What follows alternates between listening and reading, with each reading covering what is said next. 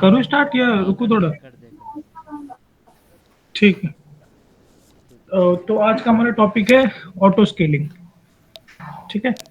Auto scaling से आपको नाम से ही पता चल रहा होगा कि हम लोग स्केलिंग करते हैं, स्केल अप स्केल डाउन। तो हमारी जो स्केलिंग होती है वो दो टाइप की होती है। एक वर्टिकल स्केलिंग, एक होती है हमारी हॉरिजॉन्टल स्केलिंग। ठीक है। अगर मैं वर्टिकल स्केलिंग की बात करूँ तो वर्टिकल में क्या होता है कि जैसे लेट्स सपोज ये मेरा सर्वर है। ठीक है। इसकी कुछ कॉन्फ़िगरेशन है, 4 जीबी रैम है, 4 जीबी रैम हो गई मेरी, और कुछ 10 जीबी स्टोरेज और कुछ सीपीयू है। ठीक है। तो लेट्स सपोज मैं कोई एप्लीकेशन इस पे रन कर रहा हूँ। ठीक है। तो मेरे जो रिसोर्सेज है वो फुल हो गए, तो जिसकी वजह से मेरा सर्वर क्रैश हो सकता है। तो अगर मैं वर्टिकल स्केलिंग की बात करूँ तो उसमें हम क्या करते हैं कि जो इसकी कॉन्फ़िगरेशन है, इसकी हम कॉन्फ़िगरेशन को बढ़ा देते हैं।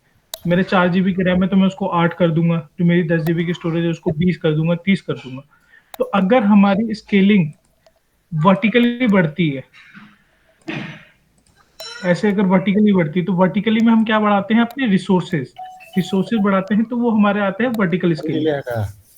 अगर मैं हॉरिजॉन्टल स्केलिंग की बात करूँ तो हॉरिजॉन्टल में क्या होता है, लेट्स सपोज मेरे एक ये सर्वर है, इसकी कोई कॉन्फ़िगरेशन है। आनंद जी माइक ऑफ कर लीजिए अब अपना। जो क्या वो आवाज़ नहीं आ रही क्या? आ रही नहीं, आनंद जी को कह रहा था माइक ऑफ के लिए। कोई नहीं। ठीक ठीक। तो अगर मैं बात करूँ अब हॉरिजॉन्टल स्केलिंग की, तो उसमें क्या होता है, लेट्स सपोज मेरा एक ये सर्वर है। ठीक है। मेरा कोई EC2 इंस्टेंस चल रहा है। अब मैं ये चाहता हूँ कि मेरे जो पर्टिकुलर एप्लीकेशन पे बहुत ज़्यादा लोड आ गया, ट्रैफिक आ गया, तो अब ये मेरा सर्वर क्रैश हो सकता है। तो उस टाइम पे मैं क्या करता हूँ, हॉरिजॉन्टल स्केलिंग कर रहा हूँ। तो हॉरिजॉन्टल में क्या होता है, लेट्स सपोज ये आपके एक सर्वर है कुछ पर्टिकुलर कॉन्फ़िगरेशन का। ठीक है। तो आप AWS में क्या करते हैं कि एक लॉन्च टेम्पलेट बनाते हैं। ठीक है। उसमें क्या करते हैं, आप एक सर्वर की कॉन्फ़िगरेशन डिफाइन करते हैं कि जब भी आप EC2 बनाते हैं तो उसमें आपको डिफरेंट डिफरेंट पैरामीटर माँगता है कि आपको VPC कौन सा लेना है, सिक्योरिटी ग्रुप कौन सा लेना है, की पेयर कौन सा लेना है, और कौन सी मशीन होनी चाहिए, कौन से टाइप की मशीन होनी चाहिए, वो सब डिफाइन करते हैं। तो लॉन्च टेम्पलेट जो होता है सेम हमारा वही होता है कि मैंने एक टेम्पलेट डिफाइन कर दिया है कि जो मेरा नया सर्वर बनेगा वो कौन सी कॉन्फ़िगरेशन का बनेगा। ठीक है। तो मैं उसपे सारे जो आप VM बनाते समय, EC2 बनाते समय जो आप स्टेप फॉलो करते हैं, वही आपसे रिक्वायरमेंट माँगेगा कि आपको कौन-कौन सी इमेज चाहिए या क्या चाहिए। तो वो आप एक लॉन्च टेम्पलेट में डिफाइन कर देते हैं और एक अपना एक लॉन्च टेम्पलेट सेव कर देते हैं। ठीक है। अब इन केस क्या होगा, मेरे इस सर्वर पे लोड आया। ठीक है। ये जितने भी मल्टीपल यूज़र हैंडल कर सकते हैं, इसकी 100% एक्यूरेसी होगी फुल, कि 100 से अब ऊपर गया तो मेरा जो सर्वर है वो ब्लास्ट हो जाएगा। ठीक है। सर्वर क्रैश हो जाएगा, एप्लीकेशन क्रैश हो जाएगी।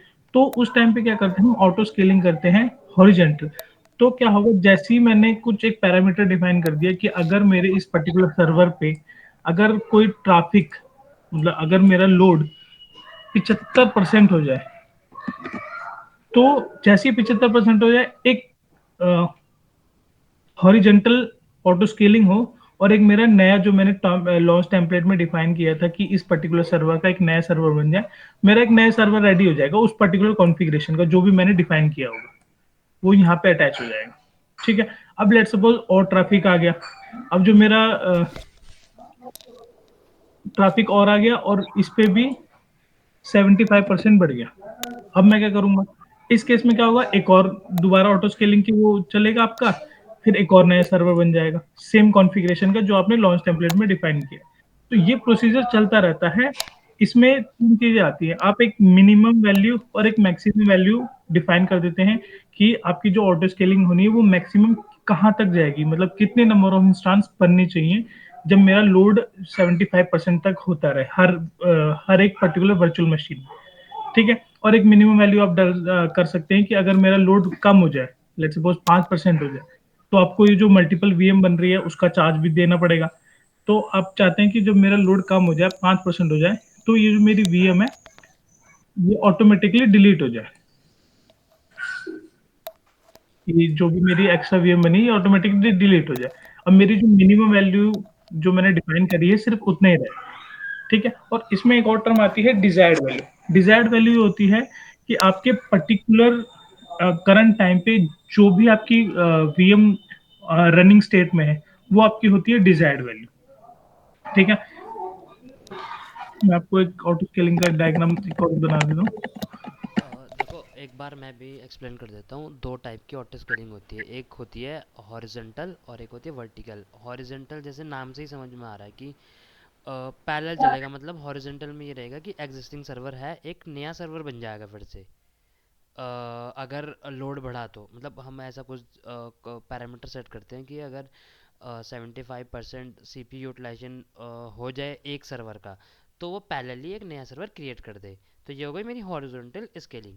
वर्टिकल स्केलिंग क्या होती है कि एग्जिस्टिंग सर्वर पे ही रिसोर्सेज बढ़ा दे। सपोज मेरा एग्जिस्टिंग सर्वर 2 कोर CPU और 4 GB रैम का था, अब मैंने उस पर वर्टिकल ऑटो स्केलिंग लगा रखी है, तो वो इंक्रीज हो जाए उसके रिसोर्सेज, जैसे 8 कोर और 16 GB उसकी रैम हो जाए। बट वर्टिकल में क्या है, वर्टिकल में आपको डाउन टाइम मिलेगा। क्यों? जब भी आप एक कॉन्फ़िगरेशन के सर्वर को इंक्रीज करोगे, तो वो क्या होता है कि वो सर्वर पहले स्टॉप होता है, तब जाके उसके रिसोर्सेज बढ़ते हैं। इस वजह से वर्टिकल ऑटो स्केलिंग में डाउन टाइम आता है। बट जब आप हॉरिजॉन्टल वाली ऑटो स्केलिंग करोगे, तो उसमें आपको डाउन टाइम नहीं मिलेगा। क्यों? क्योंकि एग्जिस्टिंग सर्वर तो चलते रहते हैं, पैरेलली नए सर्वर क्रिएट होते हैं। तो जब जब पैरेलली नए सर्वर क्रिएट हो रहे हैं, मीनवाइल तब तक पुराना सर्वर रिक्वेस्ट हैंडल कर रहा होता है। जैसे ही नया सर्वर एक लोड बैलेंसर या टारगेट ग्रुप में अटैच हो जाएगा, तो वो नया सर्वर जो होगा वो भी रिक्वेस्ट हैंडल करने लग जाता है। तो रिकमेंड यही बोलता है AWS कि फॉर बेस्ट पर्पस और बेस्ट यूज़ आप हॉरिजॉन्टल ऑटो स्केलिंग को ही अडॉप्ट करो। क्यों? क्योंकि इसमें डाउन टाइम ज़ीरो ही है एक तरीके से। लेकिन अगर आप वर्टिकल वाले लेते हो तो उसमें आपको डाउन टाइम मिलेगा। क्यों? क्योंकि जब भी उसके रिसोर्सेज आप बढ़ाओगे, मतलब आप नहीं बढ़ाओगे, वो ऑटो स्केलिंग खुद बढ़ाएगा। जब वो खुद बढ़ाएगा, तो क्या करेगा, पहले सर्वर को स्टॉप करेगा, फिर इंक्रीज करेगा, तब जाके वो स्टार्ट होगा। तो जब तक ये प्रोसेस होती है स्टार्ट सॉरी स्टॉप का, फिर इंक्रीज का, फिर स्टार्ट का, तो तब तक के लिए हमारी जो वेबसाइट रहती है वो डाउन रहती है। तो बेस्ट हॉरिजेंटल वाला ही ऑप्शन है, और हम हॉरिजेंटल वाली स्केलिंग पे ही आपको लैब करके दिखाएंगे।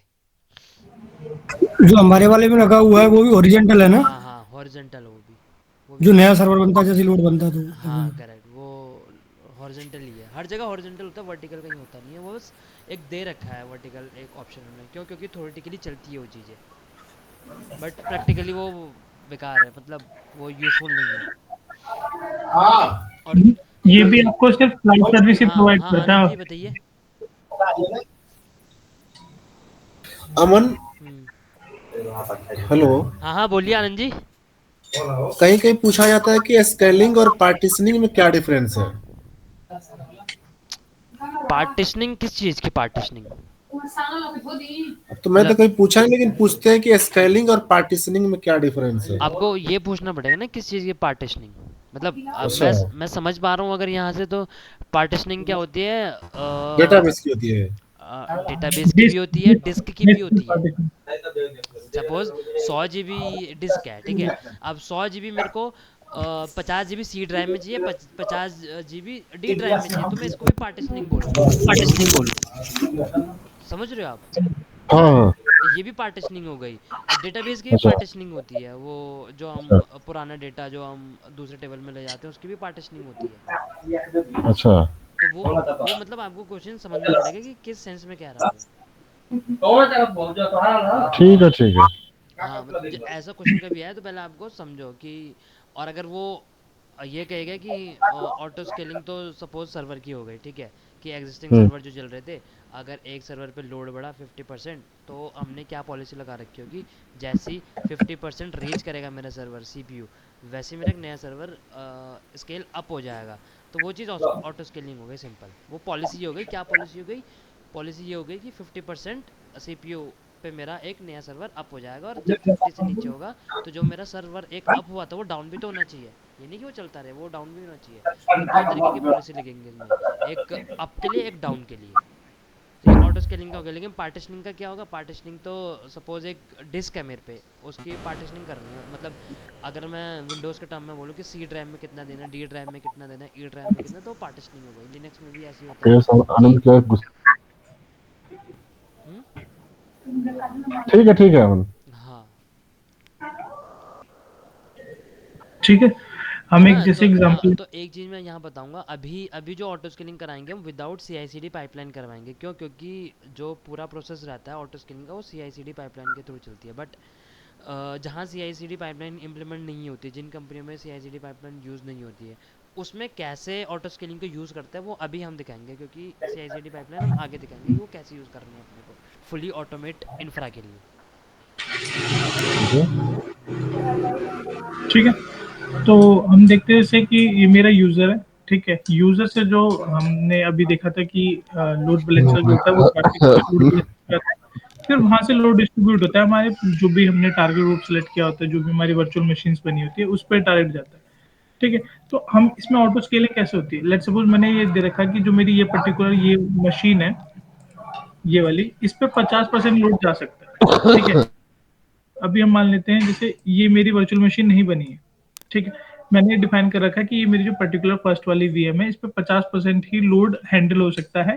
ठीक है, जैसे 50% लोड पहुंचा इसका, हमने इसमें मेंशन करेंगे कि जो मेरा सीपीयू यूटिलाइजेशन है अगर 50% पहुंचता है, तो वैसी एक न्यू वीएम बन जाए। ठीक है, वो कहाँ से बनेगी, मैंने आपको बताया था एक टर्म है लॉन्च टेम्पलेट्स। तो हम लॉन्च टेम्पलेट में उसकी कॉन्फ़िगरेशन डिफाइन कर देते हैं कि मेरे को इस कॉन्फ़िगरेशन का एक सर्वर डिप्लॉय करना है जब भी मेरा जो 50% सीपीयू यूटिलाइजेशन हो जाता है। तो उस केस में क्या होगा, जैसे ही 50% हुआ तो आप देखेंगे एक नई वर्चुअल मशीन बन जाएगी। वो इसमें भी आपको ये मैनुअली नहीं करना पड़ता। जैसे आप मैनुअली सेटअप करते थे कि आपने कोई वीएम बनाई, फिर उसको टारगेट ग्रुप में लगाया, फिर टारगेट ग्रुप में आपको फिर आपने ईएलबी में सेट किया, तो आपने ये पहले करते थे मैनुअली। लेकिन ऑटो स्केलिंग में क्या करता है कि ये ऑटोमेटिकली खुद टारगेट ग्रुप में जाके ऐड हो जाता है और ईएलबी के साथ अटैच हो जाता है। तो आपको मैनुअली जाके नहीं करना है कि मेरे को एक नई वीएम बनी, फिर आप जाओगे उसको टारगेट ग्रुप में डालोगे, फिर उसको लोड बैलेंसर से अटैच करोगे। ये जो प्रोसीजर होता है ये सारा फुल्ली ऑटोमेटेड होता है कि जैसे आपका 50% लोड बढ़ा, सेम इसी टारगेट ग्रुप में एक और नई वीएम बनेगी और ये ईएलबी के साथ अटैच हो जाएगी, और फिर जो आपका जो नॉर्मली जैसे डेटा राउट होता है वो यहाँ से यहाँ भी ट्रैफिक राउट होने लग जाएगा। ठीक है, ऐसे ही अगर इसमें भी 50% हो गई तो ये फर्दर प्रोसेस बढ़ता रहेगा। जितनी आपने मैक्सिमम वैल्यू दे रखी होगी कि मैं मैक्सिमम जो इंस्टांस चाहता हूँ वो 20 चाहता हूँ या 5 चाहता हूँ, जो भी आपने डिजायर्ड मैक्सिमम वैल्यू में रिटर्न कर रखा होगा। ठीक है, और मिनिमम आपने दे रखा होगा कि मिनिमम मैं चाहता हूँ कि मेरे यूजर्स पे, मेरे सर्वर पे लोड बिल्कुल ही ना हो, 0% हो। फिर भी मैं चाहता हूँ कि मेरी एप्लीकेशन अप हो तो एक सर्वर रनिंग में होना चाहिए। ठीक है, तो वो आप एक डिफाइन कर देंगे, एक चाहते हैं या दो चाहते हैं। तो क्या होगा, जैसे ही आपका लोड कम हुआ, ये 50 से 25 हुआ, तो जो भी आपके एडिशनल जो सर्वर बनेंगे वो ऑटोमेटिकली आपके टारगेट ग्रुप से हटके वो टर्मिनेट हो जाएंगे ऑटोमेटिकली। ठीक है, यहाँ तक ठीक है सबको। अंकित सर का डाउट है, हाँ बताइए। एक चीज पूछनी थी, जैसे तुमने, जैसे 5 EC2 अभी करंट में 5 EC2 चल रहे हैं, ठीक है। हम्म, अब उनके ऊपर, सबके ऊपर 50% से जब ऊपर लोड होगा तब जाकर नया वीएम बनेगा, या फिर किसी एक पर्टिकुलर EC2 पे ही 50% से ऊपर हो गया तो नया वीएम बना देगा? किसी एक पे ही, किसी एक पे ही। ओके, पर ऐसा जो है, जैसे 4 चल रहे हैं अभी, 4 में तो ऐसा तो होगा नहीं कि सबके ऊपर कंटिन्यूअसली जो है ना 50-50%, या किसी के ऊपर मतलब कम ज्यादा लोड चलता होगा। कम ज़्यादा लोड चलता है, वो क्यों चलता है? क्योंकि हमारा वो भी तो रहता है जो ईएलपी।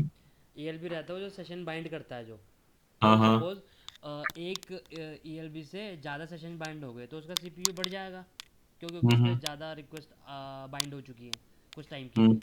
तो उस टाइम वो क्या करेगा, उसे पता चल जाएगा ऑटो स्केलिंग को कि ठीक है, इस सर्वर का CPU 50 हो गया, मुझे एक नया सर्वर बनाना है। ठीक है, तो जैसे ही ठीक है। अब ELB में क्या सेटिंग रहती है कि सेशन बाइंडिंग कुछ 5 मिनट का रहे, जैसे वो 5 मिनट खत्म हो जाएंगे, फिर वो जो यूज़र जो उस सर्वर के साथ उसकी कनेक्टिविटी बनी थी जिसपे 50% लोड था, उसकी फिर रिक्वेस्ट किसी दूसरे सर्वर पे जाएगी जिसकी मिनिमम वो होगी CPU हम्म, यूटिलाइजेशन। पाँच ठीक मिनट के है। बाद जाएगी लेकिन वो, और और मीनवाइल वो ये उसी से कनेक्टेड रहेगा। हम डिफाइन करते हैं कि ऑटो स्केलिंग में जो है, जैसे मान लो कि 50% थ्रेशोल्ड उसने क्रॉस कर दिया, तो कितने EC2 नए बनने चाहिए वो हम लिमिट सेट करते हैं, हाँ, वो होता है, ऐसा? देखो एक होता है मिनिमम, एक होता है उसमें मैक्सिमम, और एक होता है डिजायर्ड। डिजायर्ड मतलब at the time of creation आपको कितने सर्वर चाहिए, तो वो हो गया डिजायर्ड। मिनिमम मतलब कुछ भी लोड नहीं है, जीरो नहीं है, तो मेरे को मिनिमम कितने सर्वर चाहिए, एक चाहिए तो एक, दो चाहिए तो दो। वैसे मोस्टली सब दो लगाते हैं मिनिमम में भी, कि ठीक है यार कोई नहीं, छोटे छोटे दो सर्वर लगा देता हूँ। और मैक्सिमम में ये नहीं कि आप 100 लगा दोगे, ऐसा लगाओगे कि ठीक है अगर आपका आप लोड यूटिलाइजेशन देखोगे कि भाई पूरे महीने का, साल का, कि कैसे चलता है, तो आप देखोगे कि ठीक है ज़्यादा से ज़्यादा मुझे, अगर अभी 2 सर्वर चल रहे हैं तो जब मेरा ज़्यादा लोड आया था तो मुझे 4 या 5 सर्वर की ज़रूरत होती है, इससे ज़्यादा कभी मुझे नीड नहीं पड़ी। तो मैक्सिमम में आप 5 या 6 डाल दोगे। क्यों? अगर आप सपोज मैक्सिमम में 20 डाल दिए, ठीक है आपने, और कल को आपके सर्वर पर डीडॉस अटैक हो गया। डीडॉस अटैक में क्या होता है कि एक सर्वर पे मल्टीपल रिक्वेस्ट आती रहती है। इससे क्या होगा कि उस सर्वर का यूटिलाइजेशन बढ़ेगा और वो फिर ऑटो स्केलिंग नए नए सर्वर बनाता जाएगा। और कब तक बनाता जाएगा? जब तक वो 20 सर्वर नहीं बन जाएंगे। तो आपको मैक्सिमम भी उतना रखना है जितना आपको पता हो कि हाँ भाई इतने मिले सफिशिएंट है। सपोज 5 नहीं तो आप 6 रख दो, 7 रख दो, इतने तक रख दो। तो ये नहीं कि आप 50 100 ऐसे रख दो, नहीं। वो फिर कल को कोई डीडोस अटैक हुआ तो वो बिल इतना आ जाएगा कि कंपनी बोलेगी हम भर नहीं पा रहे हैं इसको। तो वो चीज़ भी आपको अमन, ध्यान पे रखनी है। हेलो। हाँ बोलो। अरे एक बार ये मैं थोड़ा ये डी डॉस अटैक के बारे में बता दीजिए। मतलब अब बेसिक लेमन लैंग्वेज में बताऊं, क्योंकि ये अटैक की एक अपनी एक वो है, मतलब एक क्लास में ना जाऊं वो भी कम पड़ेगी। लेमन लैंग्वेज में बताऊं कि कुछ यूज़र जो होते हैं, ठीक है, जैसे सपोज मैं हैकर हूँ। मुझे एक डोमेन मिल गया, ठीक है। अब मुझे पता है ये डोमेन मेरा काम का है, या मुझे इससे कुछ फ़ायदा है, या कुछ भी हो, कि अगर मैं इसकी सपोज फेसबुक का कोई कॉम्पिटिटर हो, तो मैं ये चाहूँगा कि अगर मैं फेसबुक को डाउन कर दूंगा तो यूज़र मेरे मेरे मेरे पास आना चाहेंगे, है ना। तो क्योंकि भाई अल्टरनेट तो चाहिए ना कि सबको फेसबुक का बात करने के लिए। तो मैं क्या करूँगा, फेसबुक पे जाके डीडोस अटैक करूँगा। डीडोस अटैक मतलब जस्ट उसके सर्वर पे इतनी रिक्वेस्ट भेजूंगा कि उसके सर्वर की जो यूटिलाइजेशन होगी 100% हो जाएंगी। ठीक है, 100% होने के बाद वो जो उसके सर्वर चल रहे होंगे वो तो या तो डाउन हो जाएंगे या बढ़ने लग जाएंगे, जैसे भी उनका इंफ्रा होगा। बट उन्होंने भी अपने एंड पे डीडोस अटैक का वो लगा रखा होता है वैप के थ्रू। ठीक है, अगर कोई डीडोस अटैक करता है सेम आईपी से, अगर मल्टीपल रिक्वेस्ट आती है तो उसको ब्लॉक कर दे। उन्होंने अपने एंड पे ये चीज़ें कर रखी होती है सिक्योरिटी के लिए। अच्छा। तो डीडोस अटैक कर रहा ऐसे जाता है कि मैं अपने कॉम्पिटिटर की साइट डाउन कर दूं, और अब फिर ताकि सारा ट्रैफिक मेरी साइट पे आए। मोस्ट ऑफ द केसेस में इसीलिए होता है। या किसी की कोई पर्सनल दुश्मनी हो तो वो बात अलग है।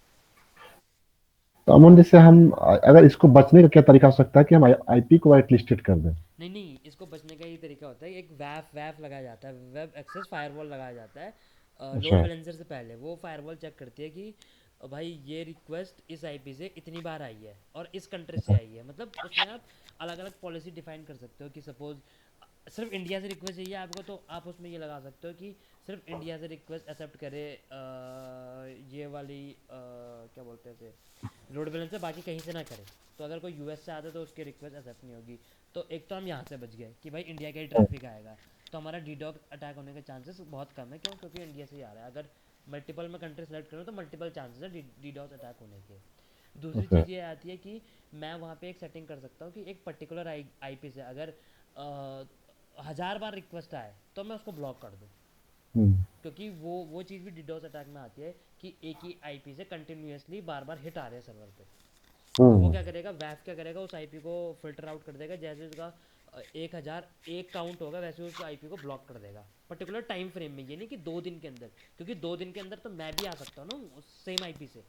लेकिन अगर अगर वो 10 सेकंड में 1000 बार हिट कर रहा है तो मैं उसको ब्लॉक कर दूँ। पर्टिकुलर टाइम फ्रेम भी रखूंगा मैं वहाँ पे कि कितने टाइम अच्छा। फ्रेम में वो हिट कर रहा है यूज़र मेरे सर्वर पे। अच्छा।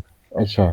ये चीज़ ऐसी पॉलिसी लगाई जाती है सिक्योरिटी के लिए। बट क्लाउड में इन सब चीज़ का कॉस्ट भी होता है, तो जैसे निम्बस में नहीं लग रखा है क्योंकि कॉस्ट है।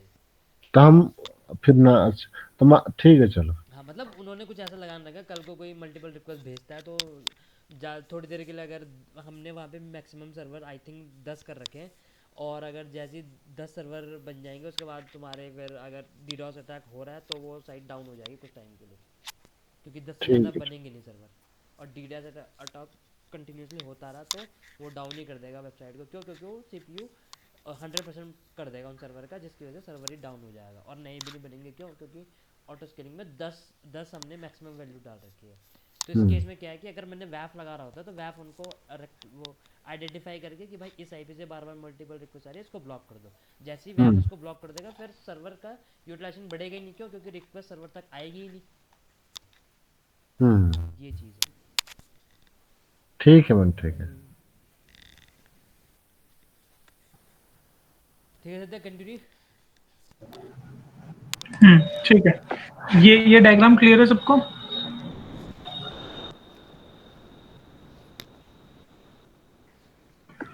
ठीक है, तो हम डिस्कस करते हैं कि जैसे अगर हम सेटअप करते हैं ऑटो स्केलिंग तो क्या क्या स्टेप फॉलो करते हैं मेज। ठीक है, पहले तो हमारा ये होता है कि हमने एक वीएम बनाएंगे।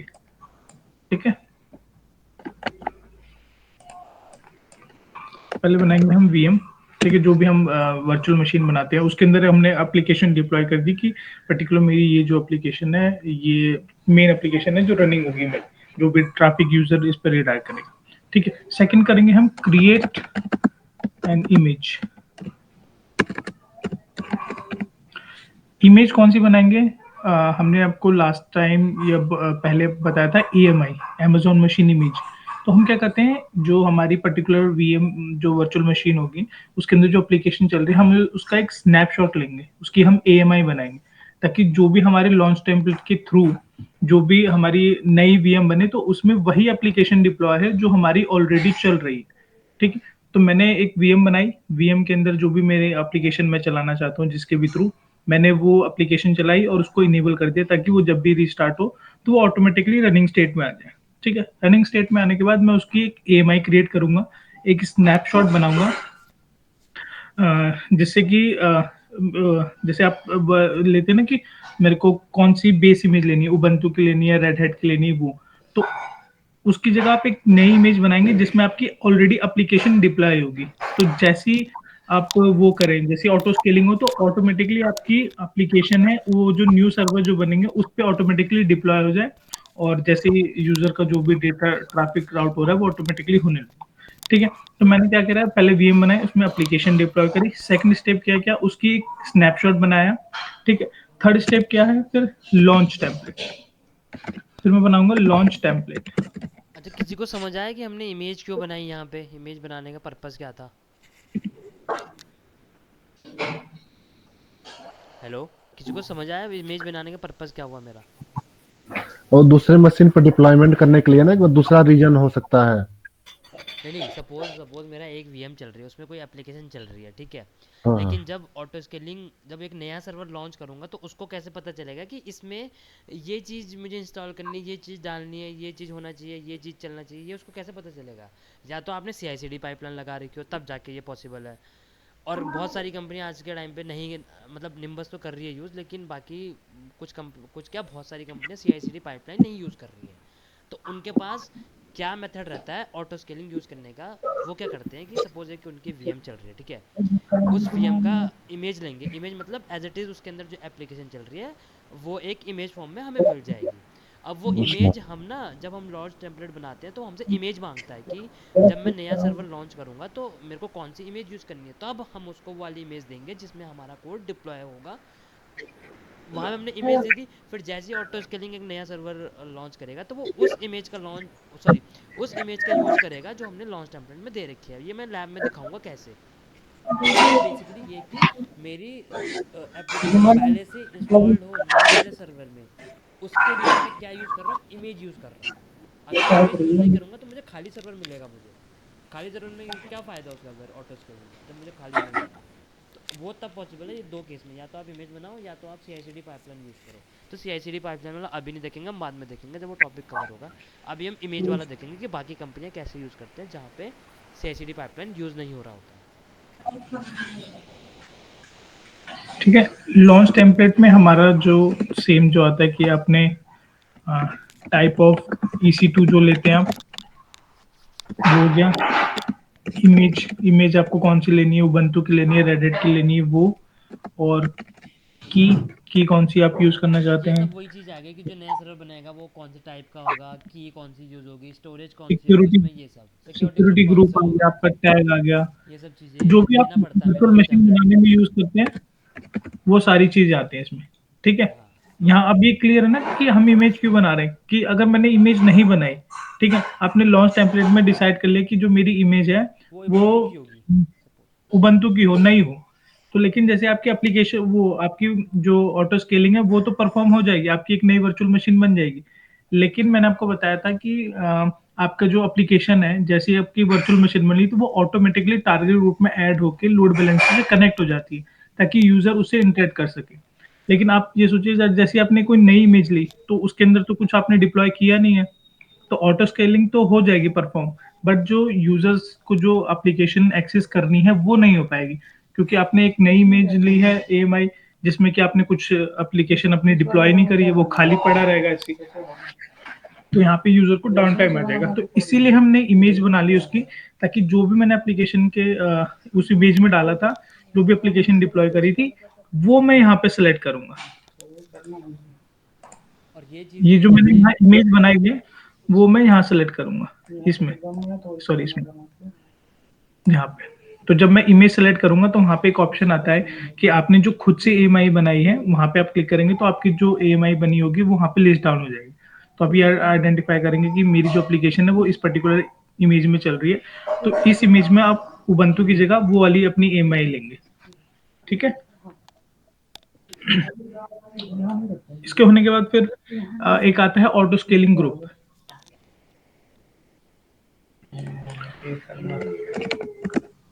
ऑटो स्केलिंग ग्रुप, इसमें क्या होता है कि जैसे मैंने आपको लास्ट टाइम अभी बताया थोड़ी देर पहले, मेरी ये मशीन्स है,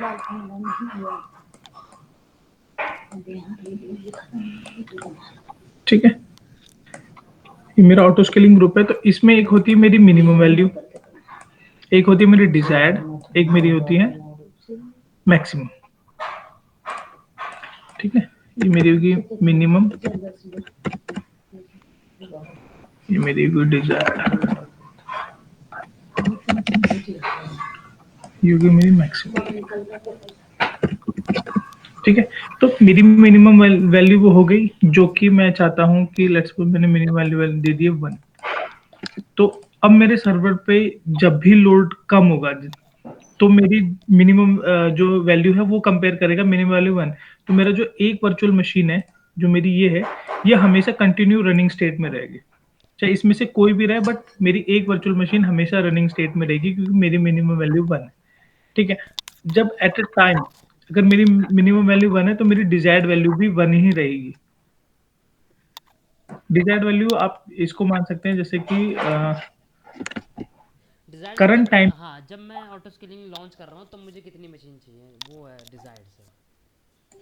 ठीक है, मैंने यहाँ पे दे दी 5। अब जैसे मेरा सपोज लेट सपोज मेरा लोड बढ़ा, मैंने लोड कितना भी डिफाइन कर रखा हो, जैसे मैंने CPU दिया कि जैसी 5% हो मेरी ऑटो स्केलिंग हो जाए, तो वो मैक्सिमम कितने वर्चुअल मशीन्स बनाएगा उस पर्टिकुलर कॉन्फ़िगरेशन के, तो वो मेरी मैक्सिमम वैल्यू में आएगी। अगर मैंने 5 यहाँ पे डिफाइन कर रखा है, तो मेरे अगर मैंने लेट सपोज मेरे 5 बन गए, ठीक है, 5 के बाद भी मेरे पे लोड ज्यादा आ रहा है, तो ये उससे एक्सीड नहीं कर सकता, क्योंकि आपकी जो वैल्यू है इससे ऊपर वो जाएगा ही नहीं किसी भी कीमत। ठीक है, तो ये आपको बहुत बैलेंस करके देखना होता है कि मेरी जो एप्लीकेशन है उसको कितनी रिक्वायरमेंट है, वो मैक्सिमम कितना जाना चाहिए लोड के अकॉर्डिंग।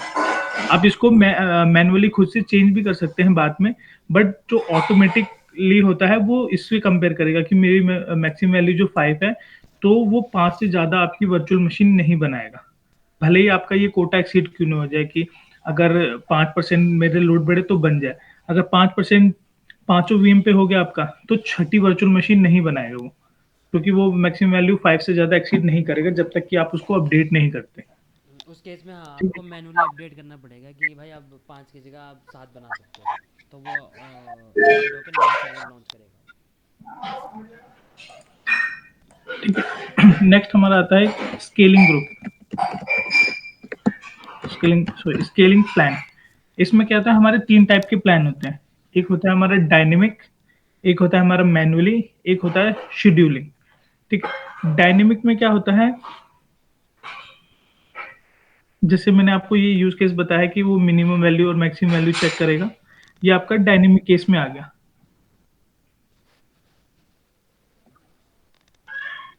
जैसे कि मैंने CPU डिफाइन कर दिया, CPU के अलावा और भी बहुत सारी चीज होती है, हम CPU कंसिडर करके चल रहे हैं कि मैंने सीपीयू डिफाइन कर दिया कि 25%, 10% जो भी मैंने डिफाइन कर दिया, तो उसके हिसाब से मेरी ऑटो स्केलिंग हो रही है।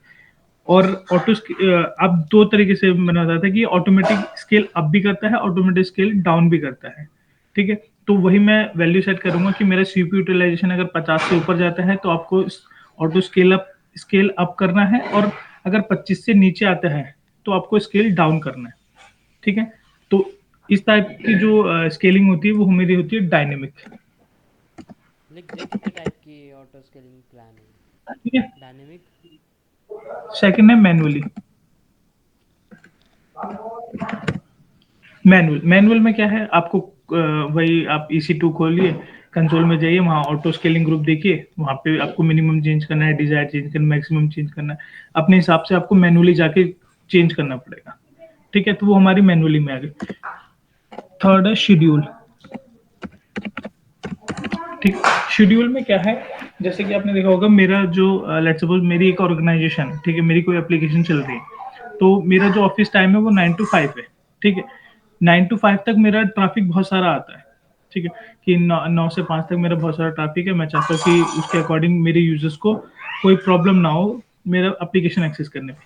बट उसके बाद जो होता है, उसके बाद मैं देख रहा हूँ कि मेरी वर्चुअल मशीन एडिशनल होती जा रही है, और मेरे यूज केस में कुछ भी नहीं है, ठीक है?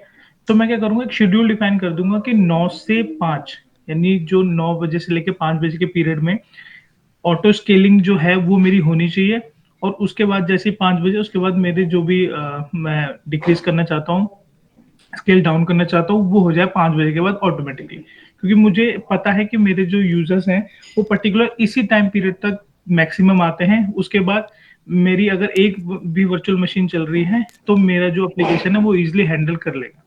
तो मैं फिर शेड्यूल के हिसाब से डिफाइन कर देता हूँ कि इतने से इतने बजे तक मुझे अपनी जो वर्चुअल मशीन है वो स्केल अप करनी है, उसके बाद जो भी है 5 टू नेक्स्ट मॉर्निंग 9 तक मेरी स्केल डाउन रहे, ठीक है?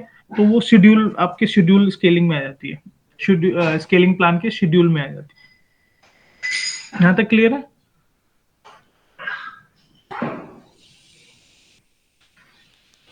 अमन, हाँ तुझे कुछ क्लियर है। ऐड करना है? क्या चीज? ये कुछ ऐड करना है? शेड्यूल शेड्यूल वाले का एक आप एग्जांपल ले सकते हो, जैसे बिग बिलियन डेज है। अब सबको पता है भाई नाइट के 12 बजे स्टार्ट होती है, तो आप उसमें क्या है, शेड्यूल में जाके एक रूल लगा दोगे कि भाई नाइट के 12 बजे अभी फ्लिपकार्ट के 5 सर्वर चल रहे हैं, तो 5 में चल के 15 चलने लग जाए, तो 15 चलने लग जाए। इसमें मतलब ऑटो स्केलिंग वैसे नहीं हो रही सीपीयू के बेसिस पे, इस पे हो रही है टाइम के अकॉर्डिंग, कि भाई जब मेरा टाइम ये रहेगा तो मेरे मिनिमम इतने रहेंगे और मैक्सिमम इतने रहेंगे, खत्म। मतलब एक पर्टिकुलर टाइम फ्रेम में मुझे इतने सर्वर चाहिए और उसके बाद मुझे इतने सर्वर चाहिए। मैनुअल में आप मैनुअली जाके करते हो, एक प्लस और एक माइनस। और डायनेमिक वो वाला हो गया जो सीपीयू के बेसिस पे लगा रहे हैं हम, कि भाई डायनेमिक हो मतलब सीपीयू के बेसिस पे हो, कुछ ऐसा ना हो कि अपने हिसाब से करना पड़े या टाइम के अकॉर्डिंग करना पड़े, वो चीज़ है। तो डायनेमिक में तो सीपीयू वाला आ गया केस कि सीपीयू अप और ज़्यादा हुआ तो सर्वर भी अप ज़्यादा होंगे। मैनुअल में आप खुद जाके वहाँ मैनुअली सर्वर बढ़ाओगे कम करोगे ऑटो स्केलिंग ग्रुप में जाके। शेड्यूल में एक टाइम फ्रेम में कि आप मुझे 9 से 5 ज़्यादा सर्वर चाहिए, उसके बाद नहीं चाहिए, तो वो शेड्यूल में आ गया। ठीक है। इसमें एक चीज और हमारा बेनिफिट है कि जो ऑटो स्केलिंग ग्रुप है वो हेल्थ चेक भी करता है हमारा, ठीक है? हेल्थ चेक किसमें वो करता है, जैसे आपने देखा होगा हमारा EC2 जब भी बनता है उसमें 2x2 का एक ऑप्शन आता है, आपने देखा होगा। तो वो क्या करता है, वो हार्डवेयर लेवल पे रिसोर्सेज चेक करता है कि आपका जो हार्डवेयर है, जिस हार्डवेयर पे वर्चुअल मशीन बनी है, वो वर्किंग स्टेट में है या हेल्दी नहीं, है कि उसमें कुछ नहीं है। इशू तो नहीं है, हम्म, ठीक है? तो यही चीज होता है, जो हमारा ऑटो स्केल ग्रुप होता है वो हार्डवेयर लेवल पे क्रॉस वेरीफाई करता है कि हमारा जो मशीन बनी है वो हेल्दी है या नहीं, ठीक है? तो ऑटो स्केलिंग पे हमारा हेल्थ चेक जो होता है वो हार्डवेयर लेवल पे होता है। और हमने आप इससे पहले भी बताया था जब लोड बैलेंसर पढ़ाया था, तो एक टारगेट जो ग्रुप होता है उस लेवल पे भी होता है। तो उसमें हमारा हेल्थ चेक होता है हमारी एप्लीकेशन लेवल पे। आपने देखा होगा जैसे हमने स्लैश डिफाइन करते थे, या फिर हम कोई पार्ट डिफाइन कर देते थे कि इस पर्टिकुलर पार्ट पे अगर कुछ है तो हमारा सर्वर है हेल्दी, ठीक है? तो हमारा जो हेल्थ चेक है वो यहाँ पे एक इशू आता है। लेट्स सपोज मैं एक न्यू बना देता हूँ,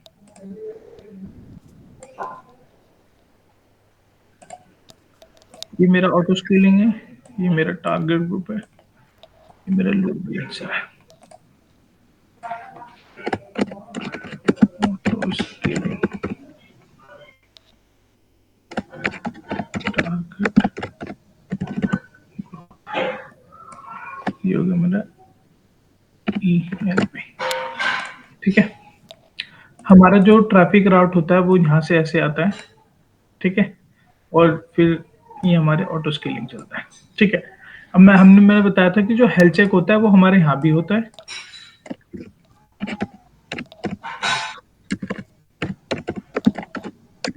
हेल्थ चेक, एक मेरा हेल्थ चेक यहाँ पे होता है।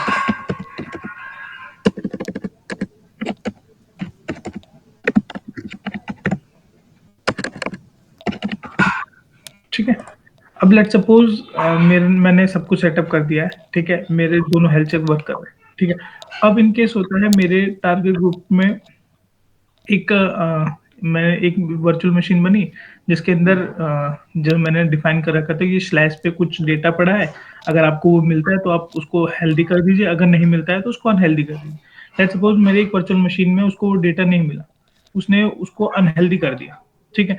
तो अब अगर मेरा टारगेट ग्रुप जाके उसको चेक करेगा तो उसको अनहेल्दी स्टेटस दिखा देगा, ठीक है।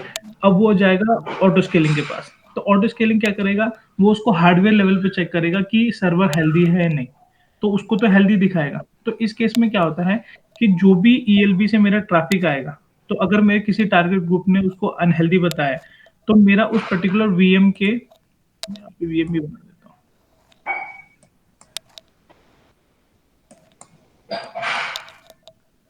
ठीक है। लेट सपोज मेरा ये वाला अनहेल्दी है,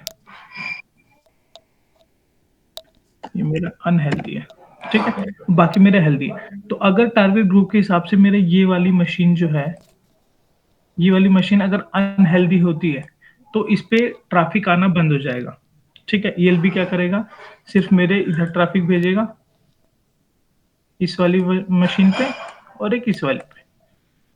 इसको इसने अनहेल्दी कंसीडर किया, तो टारगेट ग्रुप की तरफ से अनहेल्दी आया तो ELB ने ट्रैफिक राउट करना बंद कर दिया, ठीक है।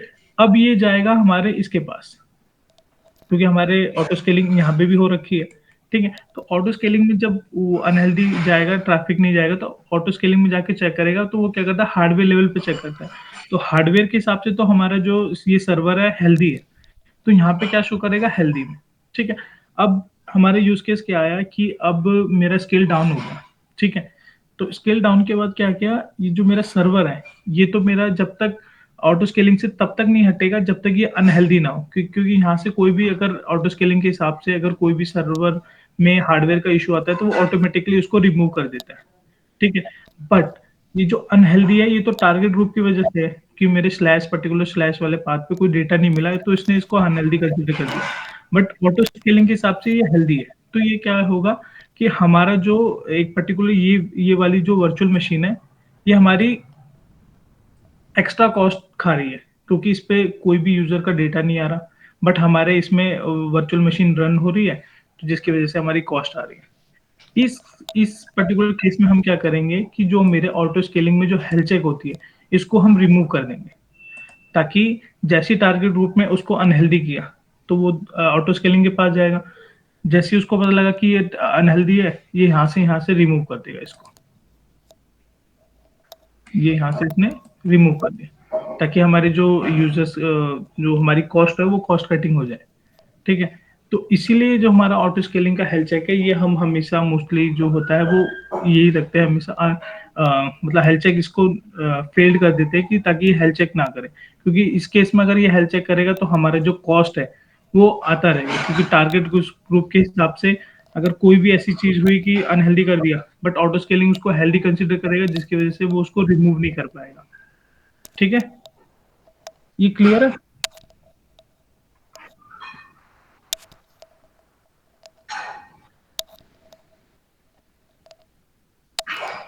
किसी को डाउट हाँ है इसमें? क्लियर है।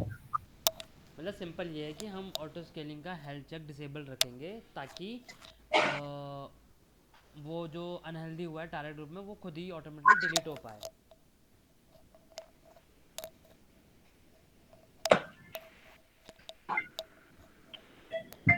तब मैं लैब कराता हूँ एक बार इसकी, मैं कर रहा हूँ स्क्रीन शेयर। और है सत्य थ्योरी और है इसमें? हाँ, थ्योरी तो बाकी उसमें ही है, जैसे जैसे वो पॉइंट्स है ना, उसके हिसाब से होगा उसमें। इसमें एक ये भी होता है, जैसे कि आप अगर आपको कुछ सर्वर में चेंजेस करने हैं, तो एक set to standby mode होता है, जिसमें कि अगर आपने देखा कि पर्टिकुलर कोई वर्चुअल मशीन है, उसमें कुछ इशू आ रहा है, तो आप उसको पहले स्टैंड बाय मोड में लेके जाएंगे, ताकि आपको जो भी उसमें अपडेट करना है, जो भी कुछ चेंजेस करना है, तब उसमें चेंज करें, ताकि जो डेटा है वो पर्टिकुलर उस वर्चुअल मशीन पे ना जाए। अगर आप करंटली उसमें अंदर चले गए, तो इन केस अगर उसमें कुछ फेलियर हो गया, तो वो प्रॉब्लम करता है। तो इसीलिए आपको कुछ सर्वर में कॉन्फ़िगरेशन करना है, तो आप टाइगर ग्रुप में जाके उसको पहले स्टैंड बाय मोड में लेके आते हैं। ठीक है, वो आपको आगे बता देंगे जब प्रैक्टिकल करेंगे ना, वो प्रैक्टिकल के साथ साथ बता देंगे। ठीक है मन, तू स्टार्ट कर। ठीक है, ठीक ठीक।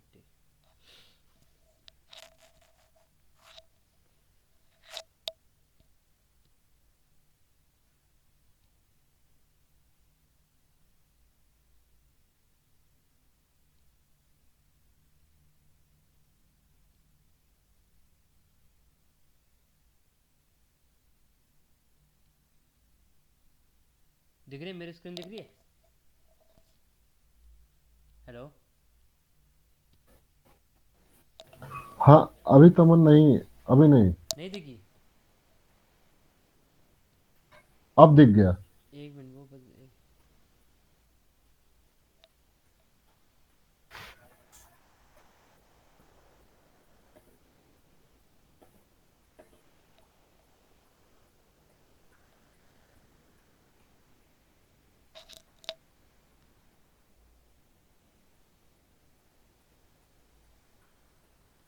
अब दिख रहा है?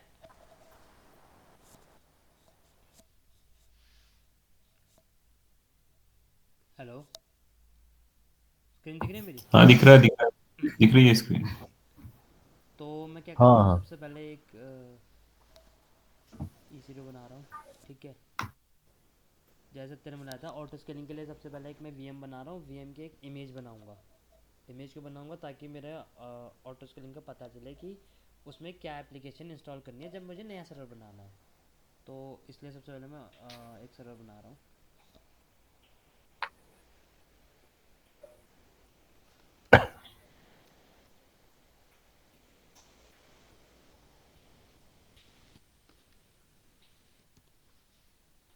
ठीक है, मैंने उबंटू की इमेज सेलेक्ट कर रहा हूँ अभी।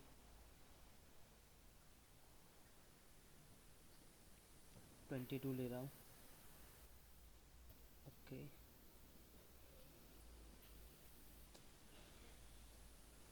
T2 माइक्रो ले रहा हूँ। सर्वर टाइप इमेज ले रहा हूँ अमन्यू वाली, क्योंकि ये मेरे पे पड़ी हुई है। अभी यहाँ में कुछ नहीं चल रहा। एग्जिस्टिंग सेलेक्ट कर रहा हूँ। सिक्योरिटी ग्रुप ऑल अलाउ वाला ले रहा हूँ।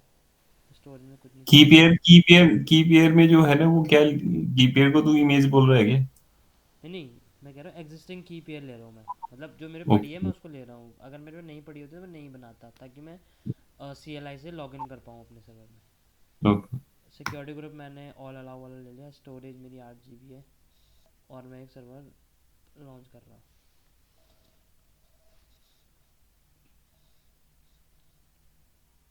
जब तक लॉन्च कर रहा हूँ तब तक मैं लोड बैलेंसर और ये सब बना दे रहा हूँ। Load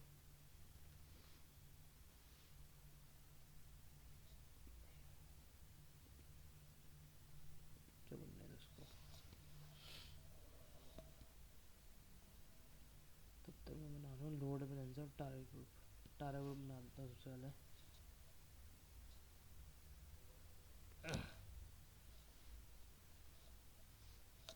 create target group. ये दोनों जो सर्विस है ना, लोड बैलेंसर और ऑटो स्केलिंग, ये मतलब एक टेक्निकल टर्म में इसको बोला जाता है highly available and fault tolerant services of AWS। मतलब टेक्निकल टर्म, मतलब पूछते हैं इंटरव्यूअर कई बार कि भाई highly available and fault tolerance के लिए क्या यूज़ करेंगे हम। तो उन उन दोनों के लिए ये दोनों सर्विसेज यूज़ होती है। क्यों? क्योंकि हाईली अवेलेबल इसलिए है क्योंकि लोड बैलेंस तो मेरा लोड बैलेंस कर रहा है, और ताकि मेरा एप्लीकेशन डाउन ना हो। ऑटो स्केलिंग जब रिक्वेस्ट फुल हो जा रही है पर्टिकुलर सर्वर पे या 3 सर्वर पे, तो एक नया सर्वर बनाएगा। तो ये हो गया मेरा हाईली अवेलेबल। और फॉल्ट टॉलरेंट मतलब अगर कुछ भी किसी सर्वर में कुछ होता है, प्रॉब्लम होती है, उस केस में भी मेरा नया सर्वर बनेगा, या लोड बैलेंस के टर्म में बोलूँ तो किसी सर्वर में कुछ हो जाता है तो लोड बैलेंसर पे रिक्वेस्ट नहीं भेज रहा, तो ये फॉल्ट टॉलरेंट हो गया। तो ये दोनों services fault tolerant and highly available के लिए यूज़ होती है। तो पूछता है अमन एक थोड़ा, हाँ अमन ये तो कई बार पूछे हैं ऐसे कि हाँ, fault tolerance.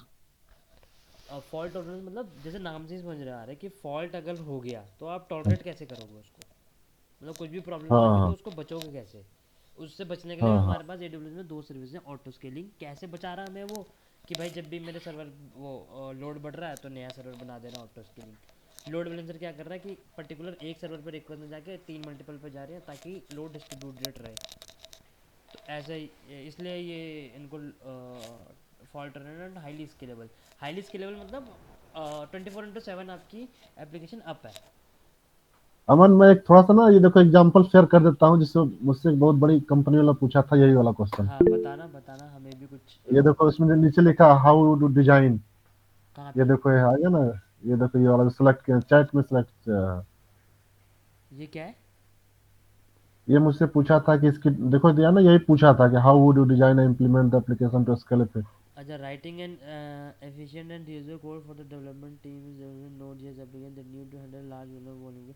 How will you design and implement the applications के हाँ, तो यही चीज़ है, यही चीज़ बोल रहा हूँ मैं चीज़, कि सपोज आपने एक Node.js एप्लीकेशन बना दी। अब वो आप उसको आप AWS में कैसे डिप्लॉय करोगे कि भाई वो उसमें आपको लोड बैलेंसर भी यूज़ करना है, ऑटो स्केलिंग भी यूज़ करना है, फॉल्ट टॉलरेंट भी उन्हीं का पार्ट हो गया एक तरीके से। तो वही चीज़ मैं दिखा रहा हूँ कि वो चीज़ कैसे होती है। लोड बैलेंसर तो आप लोगों ने देख लिया पहले ही, अब लेकिन लोड बैलेंसर के साथ ऑटो स्केलिंग कैसे काम में आता है वो दिखा रहा हूँ मैं, है ना। यहाँ पे नहीं, ये जो आनंद जी आपको जो पूछा है उसने वो डिजाइन का क्वेश्चन किया है उसने। वो बोल रहा है कि ऑटो स्केलिंग और लोड बैलेंसिंग को कंसीडर करते हुए आप जो है ना, आपको ये सिस्टम एक ऐसा बनाना है, इम्प्लीमेंट करना है आपको नहीं एप्लीकेशन। नहीं, एक्चुअली नोड वो इंटरव्यूअर एक्सपेक्ट कर रहा है कि आनंद जी इंफ्रा भी बनाए। कोड तो एक ही जैसा लिखा जाता है, बट इंफ्रा तो अलग तरीके से डिज़ाइन होता है ना सबका। मतलब वो इंटरव्यूअर से जानना चाह रहा है कि आप इंफ्रा कैसे बनाओगे एक नोड जेएस एप्लीकेशन के लिए, कि वो हाईली अवेलेबल रहे, लोड बैलेंसर भी रहे, फॉल्ट टॉलरेंट भी रहे, वो आप इंफ्रा कैसे बनाओगे। तो मैंने अमन क्या किया, स्क्रीन क्लोज करके धीरे से निकल वो लिया। जाना ही था वो, क्योंकि पता ही नहीं है वो मुझे पता था आपने ये किया होगा, मैं तो बोला ही नहीं बस तो वो तो भाई अब आपने नहीं किया या आपको कहीं चांस नहीं मिला करने का, तो आपको कैसे पता होगा। हाँ हाँ, मैंने फिर निकल लिया, अभी कोई फायदा नहीं है। हाँ, आपने वो तो ठीक है, वो समझदारी सी में है। ठीक है, मैं लोड बैलेंसर बना रहा हूँ।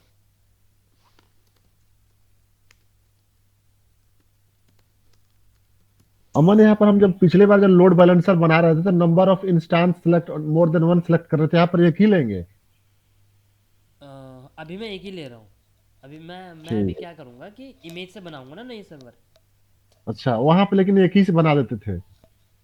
वहाँ पे हम 3 बनाते थे, 3 में सेम चीज़ करते थे, अच्छा। है ना। याद नहीं है, 3 बनाए थे मैंने, फिर तीनों में हाँ हाँ, सेम वो चीज़ याद कर है, दी। इसलिए मैंने पूछा कि वहां पे तो और आप ही मल्टीपल कर रहे थे बनाते ये थे। चीज़, आप ही कर रहे थे ये चीज़। हाँ। हाँ, तो अभी मैं क्या कर रहा हूँ, एक बना रहा हूँ, एक से मैं 3 बनाऊंगा। 3 कैसे बनेंगे, मेरा ऑटो स्केलिंग है ना मेरे पास, अच्छा। इसलिए 3 बन जाएंगे। ठीक है, लोड बैलेंसर बना दिया मैंने। तब तक जो मैंने VM बनाई है उसके अंदर जाके मैं कोई एप्लीकेशन डिप्लॉय करता हूँ। अब जैसे इसमें मैं चलो नोड जेएस की एप्लीकेशन, लेकिन एक सिंपल ये HTML CSS का कोड डाल देता हूँ।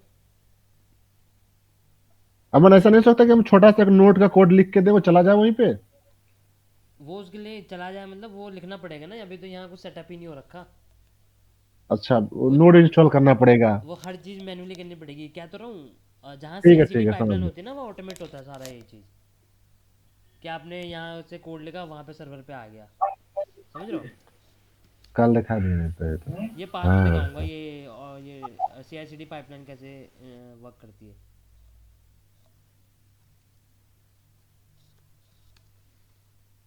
ठीक है, अपाचे इंस्टॉल कर रहा हूँ मैं सबसे पहले।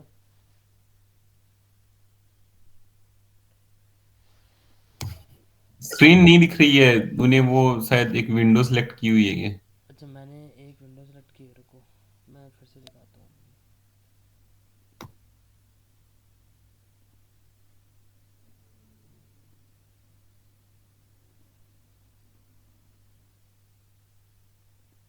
अब शो हो रही है? हेलो। हाँ ठीक है, हाँ मैं हो रही। यहाँ पे अनेबल कर देता हूँ। अनेबल मैंने बताया था आपको क्यों करना है मेरे को, ये कि कभी जब भी सर्वर रिस्टार्ट हुए तो मेरी ये सर्विस खुद ही अप आ जाए। अनेबल APA, ठीक है। जार HTML, यहाँ मैं अपना कोड रखूँगा। मैं कोड डाउनलोड कर लेता हूँ, फ्री CSS टेम्पलेट। कोई भी एक टेम्पलेट उठा रहा हूँ मैं, ये वाला उठा लेता हूँ मैं। क्यों जी? कॉपी लिंक कर रहा हूँ मैं, ठीक है। और wget कमांड का यूज़ करके, wget कमांड का यूज़ करके मैं उस जिप को यहाँ पे डाउनलोड कर लूँगा। पानी रख है, हाँ। Sorry, copy link.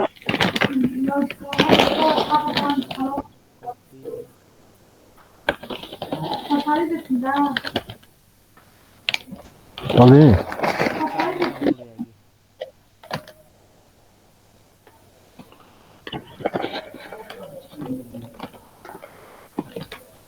ठीक है, जिप फाइल होगी जो बाय डिफ़ॉल्ट जो index.html आती है, मैं उसे हटा रहा हूँ और इसको अनजिप करूँगा मैं, जो मैंने कोड डाउनलोड किया है।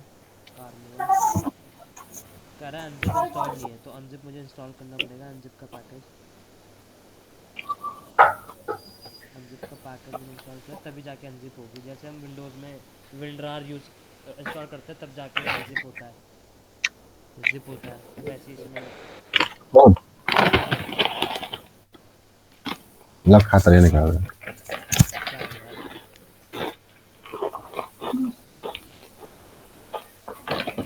क्या है यार?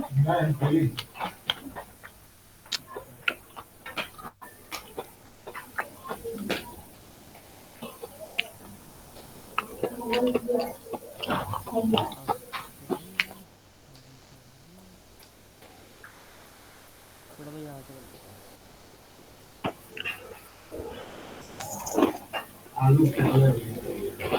हम्म।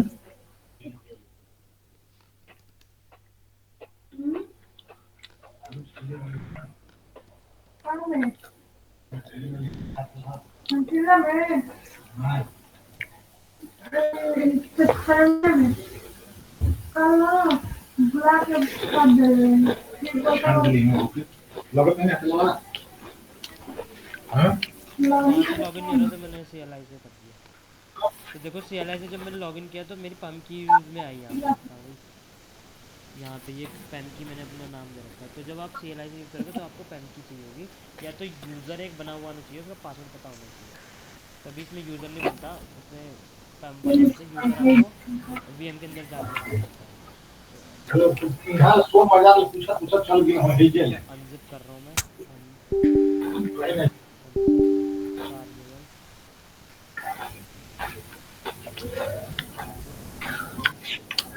ठीक है, मैंने जो जिप वाला फोल्डर था उसे रिमूव कर लिया। Oh shit. अमन अगर उसको रिमूव नहीं करें तो क्या होगा? होगा कुछ नहीं, बट मैं चाहता हूँ कि सर्वर की स्टोरेज क्यों यूज़ करूँ मैं फालतू में, क्योंकि अच्छा। कल को आप अगर कोड चलाओगे तो यहाँ पे सेशंस की फाइल भी तो बनती है, तो आपको फालतू में स्टोरेज लेगा। तो उससे अच्छा मैं जो मेरा यूज़ भी नहीं है उसको हटा ही दूँ ना। ठीक है, अब मैं करूँगा CP, क्योंकि मुझे सारा जो कोड चाहिए वो इस लोकेशन पे चाहिए। अभी वो इस डायरेक्टर के अंदर है, तो मैं क्या करूँगा, सारा कोड उठा के वैड HTML बनाऊँ। अभी वो यहाँ पे है कोड, सारा कोड यहाँ पड़ा है। ठीक है, तो मैं क्या चाहूँगा क्योंकि वो सारा इधर आ जाए, HTML में आ जाए। HTML में ये सिर्फ फोल्डर है, तो मैं चाहता हूँ जो ये चीज़ें पड़ी हुई हैं ये हाँ। HTML में आ जाए। तो मैं CP कर रहा हूँ -R, सोर्स दे रहा हूँ मैं। सोर्स क्या है मेरा, वो फोल्डर है कार्निवल वाला सोर्स, उसके अंदर की सारी चीज़ स्टार डॉट मतलब करंट डायरेक्टरी। तो ये जो मेरा ये है, ये सोर्स है। सोर्स मैंने दे दिया कि भाई कार्निवल के अंदर स्टार मतलब जितने भी उसके अंदर वो है चीज़ें हैं वो सारी कॉपी करो। कहाँ पे, डेस्टिनेशन, डेस्टिनेशन डॉट है, डॉट मतलब करंट, करंट लोकेशन क्या है मेरी, www.html। तो सारा उठ के यहाँ पे आ जाएगा। डॉट डॉट मतलब www.html के अंदर, डॉट मतलब करंट होता है कि करंट पाथ मेरा यही है, www.html। सारा उठ के यहाँ आ जाएगा अभी। ठीक है, आ गया। अब मैं वो फोल्डर भी डिलीट कर रहा हूँ क्योंकि मुझे सारा वो मिल गया है। कार्निवल डिलीट कर रहा हूँ बार बार वही मैं खाता हूँ। अब रिलोड कर दे रहा हूँ मैं अपने सर्वर को। Reload Apache. ये भी खाता हूँ बार बार। ठीक है, मैं मेरा क्या यूज़ हो रहा था यहाँ पे, लोड बैलेंसर यूज़ हो रहा था। ये मेरा लोड बैलेंसर है। मैं चल रहा है खाते नमकीन। इसका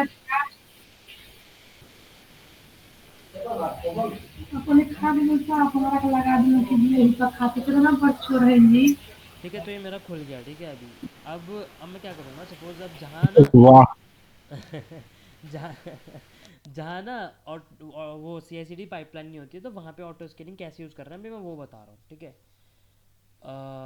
सबसे पहले वो लोग क्या करते हैं, सपोज ये सर्वर है, ठीक है, इसकी ना एक AMI ले लेते हैं। AMI क्यों? क्योंकि अब इसके अंदर मेरी ये वाली एप्लीकेशन चल रही है। मैं पब्लिक IP हिट करता हूँ। तो मैं क्या चाहूँगा कि जब भी मेरा क्या बोलते हैं नया सर्वर लॉन्च हो, तो उसके अंदर ये एप्लीकेशन होस्टेड मिले, मुझे कुछ ना करना पड़े। तभी तो फ़ायदा है मेरा लोड बैलेंसर का, वो ऑटो स्केलिंग का। अगर ऑटो स्केलिंग खाली सर्वर बना के छोड़ देगा तो मुझे कुछ फ़ायदा नहीं है। तो मैं क्या करूँगा, मैं ऑटो स्केलिंग को एक इमेज दूंगा। इमेज कौन सी दूंगा? इस सर्वर की। तब वो सेम सर्वर लॉन्च करेगा with this application hosted in that server. ठीक है, तो मैं अभी क्या कर रहा हूँ, इसकी AMI ले रहा हूँ। AMI कैसे लेते हैं, इमेज में आके क्रिएट इमेज में, यहाँ मैं इमेज का नाम दे दूंगा, ऑटो स्केल डाल रहा हूँ मैं। यहाँ डेट डाल दूंगा 01/04/25। हाँ, किसने कुछ पूछा? हाँ, अमन, ये DNS और जो तूने IP उठाया है दोनों में मतलब उसके EC2 के अंदर ही मिलता है? दोनों नहीं, से खुल गया था ना तेने जो पार्ट डाला है? हाँ, अभी मैंने क्या किया है कि IP उठाई, क्योंकि IP जो है मेरा सर्वर पे जो सिक्योरिटी ग्रुप लग रखा है उसमें ऑल ट्रैफिक अलाउड है। अच्छा अच्छा, तो DNS से वो चल जाएगा। हाँ, इसलिए चल रहा है, और DNS से भी चल जाएगा, दोनों केस में चल जाएगा। बट ये होना नहीं चाहिए, IP से कभी खुलनी नहीं चाहिए वेबसाइट। तो उस केस में क्या करते हैं हम कि सर्वर पे जो सिक्योरिटी ग्रुप लग रखा है उसमें ऑल का हटा के लोड बैलेंसर को अलाउ करते हैं। वो मैं दिखा दूंगा कैसे करते हैं, वो मैंने पहले एक बार बताया था, फिर से बता दूंगा। ठीक है, मैं एग्जाम्पल में दे रहा हूँ। स्टोरेज मेरी ये है, क्रिएट इमेज मैंने कर हाँ, दी। अब वो इमेज यहाँ पे बनेगी। ये अब साला ये इमेज मैं ऑटो स्केलिंग ग्रुप में दूंगा कि भाई जब भी मेरा लॉन्च हो तो ये उसमें वो आ जाए, ये एप्लीकेशन उसमें इंस्टॉल्ड आ जाए ऑटोमेटिकली। जहाँ पे कोड पाइपलाइन यूज़ नहीं होती वहाँ पे ये चीज़ करते हैं, जहाँ कोड पाइपलाइन यूज़ होती है वहाँ पे हमें कुछ भी नहीं करना होता है। जस्ट स्क्रिप्ट में लिख दूंगा ये चीज़ करनी है, कोड यहाँ से उठाना और ये करना है, तो वो जस्ट स्क्रिप्ट कर देगी। बस हमें पुश कर देना अपना कोड, वो सब ऑटोमेटिकली होगा। वो मैं दिखाऊंगा कैसे CI/CD पाइपलाइन काम करते हैं। फुली ऑटोमेटेड इंफ्रा किसको कहते हैं वो मैं दिखाऊंगा आगे, वो बहुत लास्ट का टॉपिक है। उसके लिए से पहले आपको हर चीज़ पता होनी चाहिए कि ऑटो स्केलिंग क्या होता है, लोड बैलेंसर क्या होता है, S3 क्या होता है, हर चीज़ पता होनी चाहिए।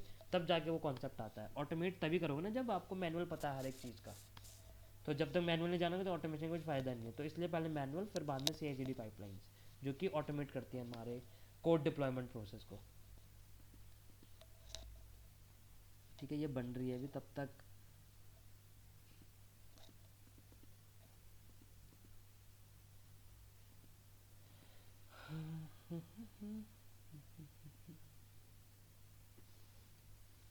जब हम AMI बनाते हैं तो स्नैपशॉट भी बनता है साथ में। स्नैपशॉट में परसेंटेज आ जाता है।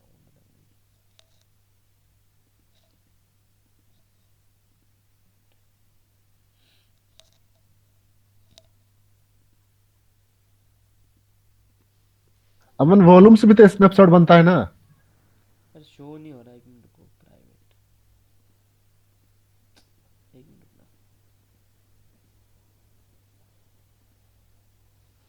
हाँ, जब हम स्नैपशॉट बनाते हैं तो उसके साथ AMI बनाते हैं तो उसके साथ एक स्नैपशॉट भी बनता है, और उस स्नैपशॉट में वॉल्यूम होता है बेसिकली। ठीक। अरे प्राइवेट,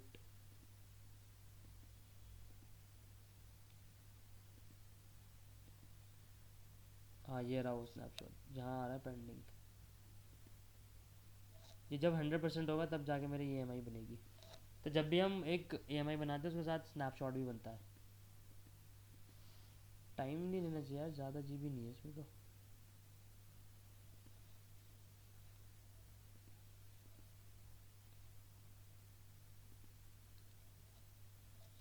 तक देखता हूँ मैं लॉन्च टेम्पलेट बनता। अब लॉन्च टेम्पलेट मैं क्यों बना रहा हूँ कि ऑटो स्केलिंग को कैसे पता चलेगा कि क्या इमेज सेलेक्ट करनी है, क्या सर्वर टाइप होगा, क्या ये सब चीज़ें हो, तो वो जो सब चीज़ हम इसमें देते हैं लॉन्च टेम्पलेट में। लॉन्च टेम्पलेट किधर गया, ये रहा लॉन्च टेम्पलेट। एक ऑटो स्केलिंग ग्रुप के लिए एक लॉन्च टेम्पलेट बना रहा हूँ मैं। लॉन्च टेम्पलेट में क्या दूंगा कि भाई कौन सी इमेज लेनी है, क्या सर्वर टाइप होगा, मैं दिखा देता हूँ अभी कि, एक मिनट को यहाँ पे दे रहा हूँ ऑटो स्केलिंग।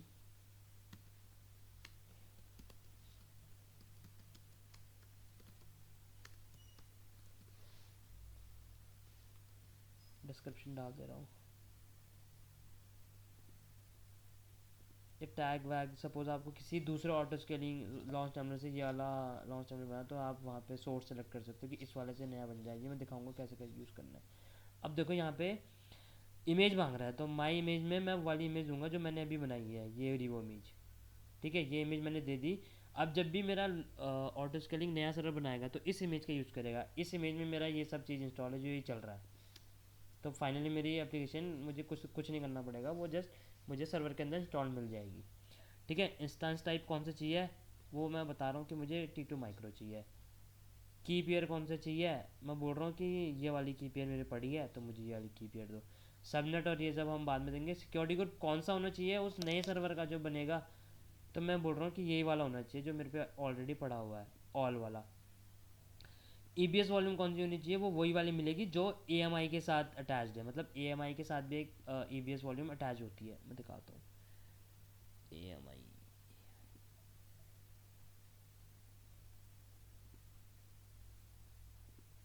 ये AMI के साथ ये वॉल्यूम अटैच है एक, ये दिख रहा है आपको 8 GB की, तो ये वही दिखा रहा है वहाँ पे जो इधर आया ना, यहाँ पे ये जो 8 GB वॉल्यूम है वो इसी AMI की है जो मैंने यहाँ ऊपर सेलेक्ट की है, इस वाली AMI की। क्यों, क्योंकि जब भी इमेज बनाते हैं तो उसके साथ वॉल्यूम भी आती है, वॉल्यूम ये रही वो। ठीक है, तो ये वाली वॉल्यूम है। और जस्ट टैग वैग देना तो आपको दे सकते हो। एडवांस में तो वही सब चीज़ें कि आप यहाँ पे, अब जब हम CI/CD पाइपलाइन करते हैं ना तो यहाँ पे हम स्क्रिप्ट लिखते हैं, तो वो मैं बताऊँगा कैसे करते हैं। जब CI/CD पाइपलाइन का टाइम आएगा तब वो यहाँ पे स्क्रिप्ट लिखी जाती है कि जब भी मेरा न्यू सर्वर लॉन्च होगा तो उसमें ये चीज़ होनी चाहिए, ऐसा ऐसा होना चाहिए, कोड यहाँ से मिलना चाहिए, वो सब यहाँ लिखते हैं। तब जाके वो सब चीज़ करेगा वो। अभी अभी क्या है कि अभी की मैंने सब चीज़ इमेज में डाल दी है। इमेज में मेरी हर चीज़ इंस्टॉल्ड है, तो मैं वहाँ पे कुछ नहीं लिख रहा हूँ। इमेज में मेरा अपाचे भी इंस्टॉल है, इमेज में मेरी एप्लीकेशन भी इंस्टॉल है, इमेज में मैंने अनेबल भी कर रखा है अपाचे को, तो ये मुझे वहाँ लिखने की कुछ ज़रूरत ही नहीं है। अगर मैंने कुछ ना किया तो मैं सब स्क्रिप्ट यहाँ पे लिखता वो चीज़ कि भाई सूडो अमन apt। हाँ, अमन, ये जो CI/CD की जगह आजकल बिल्ड पाइपर चल रहा है क्या? मतलब देखो हर कंपनी का अलग अलग है, जिसको जो अच्छा लगता है। जैसे कोई क्लाउड प्रॉपरली क्लाउड यूज़ कर रहा है तो वो AWS की चीज़ यूज़ कर रहा है, कोई क्लाउड हाँ। नहीं यूज़ हम कर रहा है तो वो कुछ और यूज़ कर रहा है।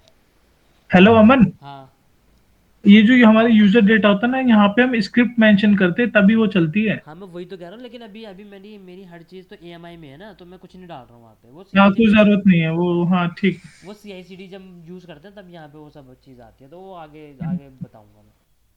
ठीक है, मेरा एक लॉन्च टेम्पलेट बन चुका है, जैसे आप यहाँ देख सकते हो। लॉन्च टेम्पलेट में क्या क्या डिटेल है फिर से दिख जाएंगे आपको। आपकी AMI कौन सी है, वो ये है कि नया सर्वर इस वाली AMI से बनना चाहिए। इस वाली AMI में ये वाली एप्लीकेशन होस्टेड है। ये क्यों आ गया, एक मिनट, कुछ इशू आ गया।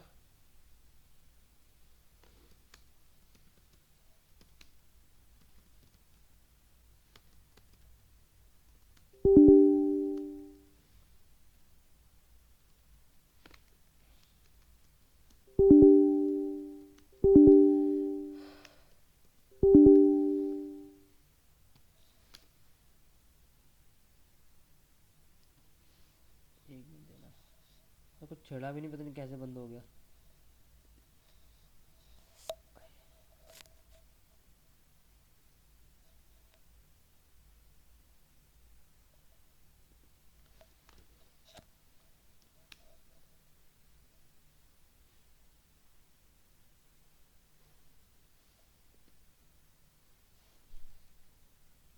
ठीक चल रहा है।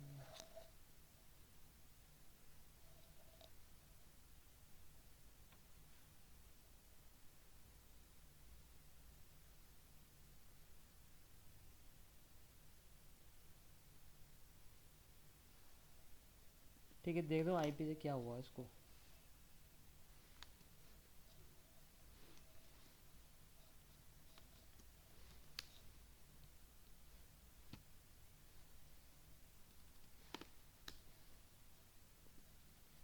अच्छा ठीक है, वो HTTPS पे जा रही थी, इस वजह से आ रहा हो।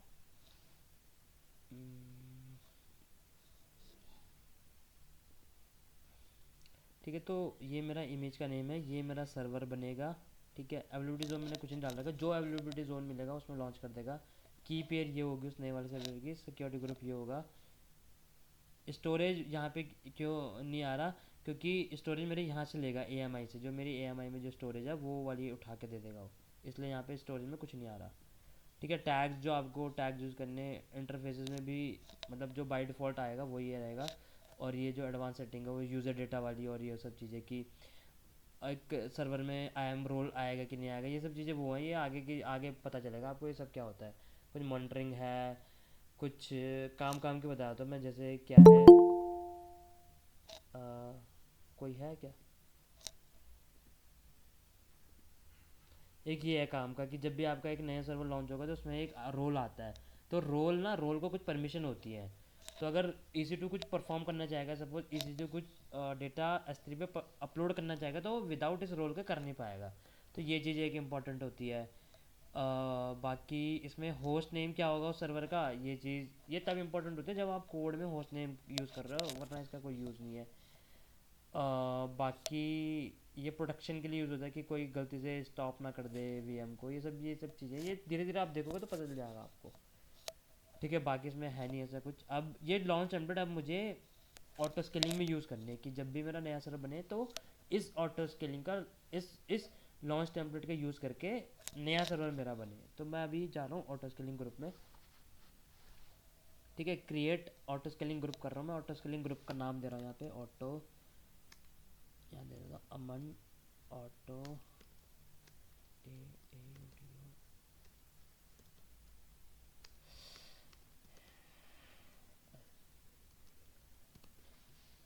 ठीक है, टेम्पलेट मांग रहा है, देखो टेम्पलेट मांग रहा है कि भाई टेम्पलेट बताओ मुझे कौन सा टेम्पलेट चाहिए, तो मैंने दे दिया उसको।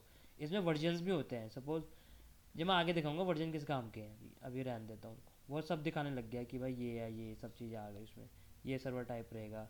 नेक्स्ट कर दिया मैंने। सिक्योरिटी ग्रुप पूछ रहा है, सबनेट पूछ रहा है, तो मैं तीनों सबनेट सेलेक्ट कर देता हूँ अभी। सॉरी, ये VPC पूछ रहा है, बाद में बताऊँगा VPC। बैलेंस ओनली कर, ये क्या है, ये नया ऑप्शन आया है, ये न्यू आ रहा है, नया ऑप्शन आया, पहले नहीं था ये। It launches fail in one ability zone auto scaling when attempt to launch in. अच्छा, ये है कि अगर एक एबिलिटी जोन में सर्वर फेल हो जाता है तो खुद ट्राई करेगा दूसरे जोन में लॉन्च करने का। और ये क्या है, if launches fail one auto scaling will continue. अच्छा, ये है कि अगर एक एबिलिटी जोन बना रहा है तो वो उसी एबिलिटी जोन में कंटिन्यू बनाता रहेगा। तो आई थिंक ये बेस्ट ऑप्शन है इसके लिए, कि अगर एक एबिलिटी जोन में सर्वर फेल हो जाता है तो दूसरे एबिलिटी जोन में खुद बन जाए। इसमें अगर एक एबिलिटी जोन में अगर फेल होता है कंटिन्यूसली उसी में बनाते रहे जब तक वो सक्सेस नहीं हो जाता, तो बेस्ट ऑप्शन वो है। अब ये कह रहा है कि लोड बैलेंसर से अटैच करना है आपने कि नहीं, तो मैं कह रहा हूँ हाँ करना है, क्योंकि मेरे पे लोड बैलेंसर भी है। लोड बैलेंसर ये है मेरे पे। ठीक है, ये अभी रहने देते हैं। Turn on elastic EC2 health check also, तो ये मैं अभी अनेबल कर रहा हूँ। ये मैं बताऊँगा क्यों अनेबल किया है। ठीक है, ये वाला हेल्थ चेक बताऊँगा मैं क्यों अनेबल किया है, जब वो दिखाऊँगा तब वो मैं बताऊँगा किसकी वजह से हो रहा हो। अब ये डिज़ायर्ड पूछ रहा है कि आपको अभी कितने सर्वर चाहिए हैं, जैसे आप नॉन टेम्पलेट बनाओगे, तो अगर मैं 2 डाल दूँगा तो 2 सर्वर बना के दे देगा, तो मैं भी 2 ही दे रहा हूँ। चलो, मिनिमम कितने चाहिए, 1 चाहिए, मैक्सिमम कितने चाहिए, 4 चाहिए मेरे को।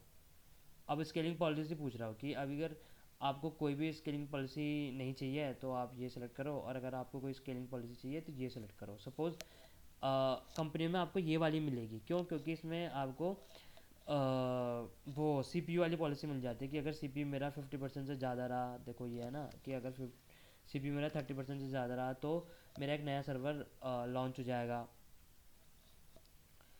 ये सब चीज़ तो मैं अभी यही वाली पॉलिसी लगा रहा हूँ कि अगर 30% से ज़्यादा रहा तो मेरा एक नया सर्वर लॉन्च हो जाएगा। लॉन्च बिफोर टर्मिनेटिंग, ये मैं कस्टम रहने दे रहा हूँ, ये नो पॉलिसी। तो बहुत सारी नई चीज़ आ गई है। क्या कैपेसिटी रिजर्व, ये कॉस्ट से रिलेटेड है, ये अभी मैं बता नहीं रहा हूँ। मॉनिटरिंग, ये मॉनिटरिंग के लिए जो अगर ये रैम देता तो ठीक है। नेक्स्ट किया मैंने ये नोटिफिकेशन, अगर आपको नोटिफिकेशन लगाना है कि जैसे ही मेरा नया सर्वर लॉन्च होता है तो मुझे नोटिफिकेशन भी आना चाहिए, तो अभी मैं हटा रहा हूँ क्योंकि इसके एसएनएस पढ़ाना पड़ेगा। एसएनएस ही नोटिफिकेशन भेजता है इसमें, वो चीज़ मैं हटा अमन रहा हूँ। यही पे अलार्म सेट कर देते हैं क्या? नहीं, अलार्म तो मैंने यहाँ से, कौन सा अलार्म सेट? यहीं से मतलब जो मैसेज जाता है कि सर्वर फेल हो गया, यहीं से कुछ करते हो क्या कि नया सर्वर बन गया? नहीं नहीं, जैसे नहीं नहीं, ये अलार्म, तो ऑटो, अलार्म बहुत सारी ये चीज़ों के हो पर्टिकुलर सकते हैं। जैसे ऑटो स्केलिंग के लिए है। कि जैसे अच्छा ये वो अच्छा। उसका अलार्म है कि ऑटो स्केलिंग ने अगर नया लॉन्च किया तो आपको मेल हाँ भेजेगा, टर्मिनेट किया तो एक मेल भेजेगा। अगर जब वो लॉन्च कर रहा है अगर फेल हो गया तो एक वो भेजेगा मेल। अगर लॉन्च कर रहा है लेकिन सॉरी टर्मिनेट कर रहा है लेकिन फेल हो गया तब वो आपको मेल भेजेगा। तो ये आपके ऊपर है कि आपको मेल चाहिए कि नहीं चाहिए, उसके लिए है। जो आप कह रहे हो कि आप वो कि area code not found in dB वो आ रहा है, वो चीज़ भी एसएनएस का यूज़ करके ही आती है, बट वो यहाँ से नहीं होता, वो लैम्डा, वो आपका इलास्टिक बेंच स्टॉक से होता है या क्लाउड वॉच से होता है। क्यों? क्योंकि उसके लॉग्स वहाँ पे जनरेट होते हैं क्लाउड वॉच में। लेकिन ठीक है। बैकएंड में यही वाली सर्विस यूज़ हो रही होती है, एसएनएस वाली। एसएनएस एक अलग से सर्विस है ठीक इसमें जो नोटिफिकेशन सेंड करने के लिए होती है मेल पे है। हाँ या नंबर पे। S Q S S N S वाला ना? हाँ हाँ हाँ। तो मैं चलो इसको हटा ही दे रहा हूँ, मुझे कोई मेल नहीं चाहिए ऐसा कि मेरा नया सर्वर लॉन्च हुआ है नहीं हुआ है। ठीक है, तो मैं सारी सेटिंग दे दी इसमें, मिनिमम मैक्सिमम दे दिया। अभी बहुत सारी सेटिंग आ गई इसमें, क्रिएट कर दिया मैंने।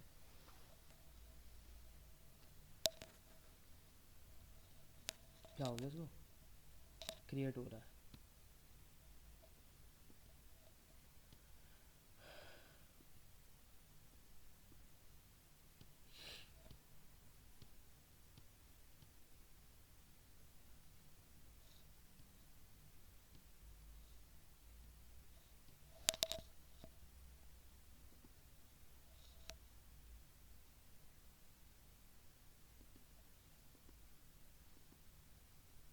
दो सर्वर बना दिया उसने अभी।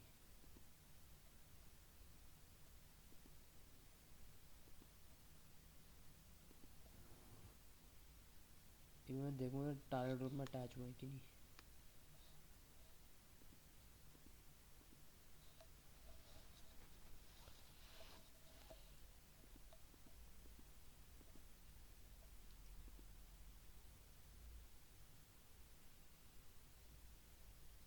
ठीक है, टारगेट ग्रुप में भी अटैच हो गए।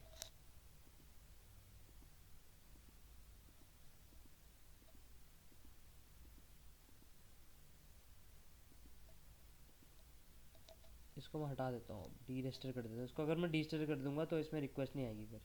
डी रजिस्टर कर दिया। ये वो वाला है जो मैंने मैनुअली बनाया था एक, ये वाला। तो मैं इसको टर्मिनेट ही कर देता हूँ, इसकी ज़रूरत नहीं है। क्यों? क्योंकि मेरा ऑटो स्केलिंग में सर्वर आ चुके हैं, मैंने लॉन्च टेम्पलेट भी बना चुकी है और एएमआई भी बना चुकी है। अमन उसको डी रजिस्टर किया जो पहले बनाए थे सबसे, हाँ हाँ, उसको डी रजिस्टर किया हूँ मैं, जिसमें ताकि वन सर्वर था ना, केवल हाँ एक ताकि मैं इंस्टांस दिखा था। पाऊँ कि जो नया सर्वर जो बना है ना उनमें वो हाँ। एप्लीकेशन इंस्टॉल हुई है जो मैंने पहले उसमें की थी, जो मैंने डिलीट कर दिया अब। अच्छा। तो मैं ये अब इसका अभी रुको, मैं टारगेट ग्रुप में आया, मैं देख रहा हूँ कि हाँ दोनों सर्वर अब हेल्दी हो चुका है। अब जो है कि अब सर्वर मेरी रिक्वेस्ट इन दोनों सर्वर पे आ रही होंगी और इन दोनों सर्वर पे मुझे लेटेस्ट एप्लीकेशन मिलनी चाहिए। जो वो कार वाले जो पेज था वो मिलना चाहिए मुझे। तो मैं देखता हूँ अभी, रुको। ये मैंने डीएनएस लिया।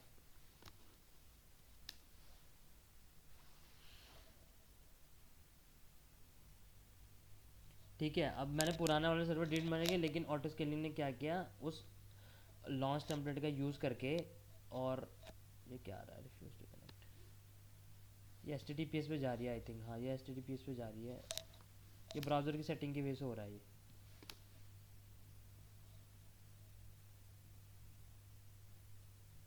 ये ब्राउज़र की सेटिंग की वजह से हो रहा है। मतलब अब जैसे क्या होता है कि सपोज़ अगर कोई कोड में चेंज करेगा, ठीक है, सपोज़ उसने कोड में चेंज किया, ये कुछ इसको वो हटाना चाह रहा है, इसकी जगह कुछ और डालना चाह रहा है, तो जहाँ CI/CD पाइपलाइन यूज़ नहीं हो रही वो वहाँ पे क्या करते हैं बंदे, सपोज़ ये एक एग्जिस्टिंग सर्वर, एक सर्वर चल रहा है जो लोड बैलेंसर में अटैच है और ऑटो स्केलिंग ने बनाया है वो। तो क्या करते हैं कि उसको लॉगिन करते हैं, उसमें अपडेट करते हैं मैनुअली जाके कि भाई ये चीज़ है, फिर उसके एक AMI बनाते हैं, फिर लेटेस्ट AMI लॉन्च टेम्पलेट में अपडेट करते हैं और फिर ऑटो स्केलिंग में जाके उसके अपडेट करते हैं। मैं दिखाता हूँ कैसे। ठीक है, var www.html में गया मैं, vim index.html खोली मैंने, स्लैश किया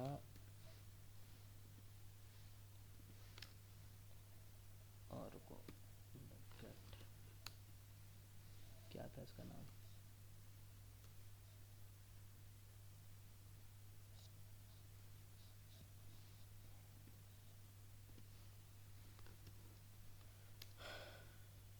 गेट योर, ये सर्च कर लेता हूँ।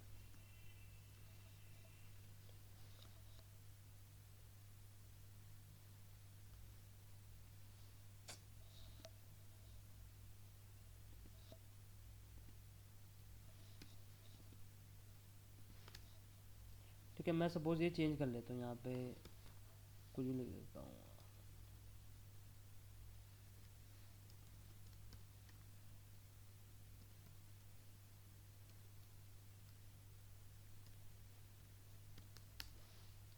ठीक है, और लोड कर दिया इसको।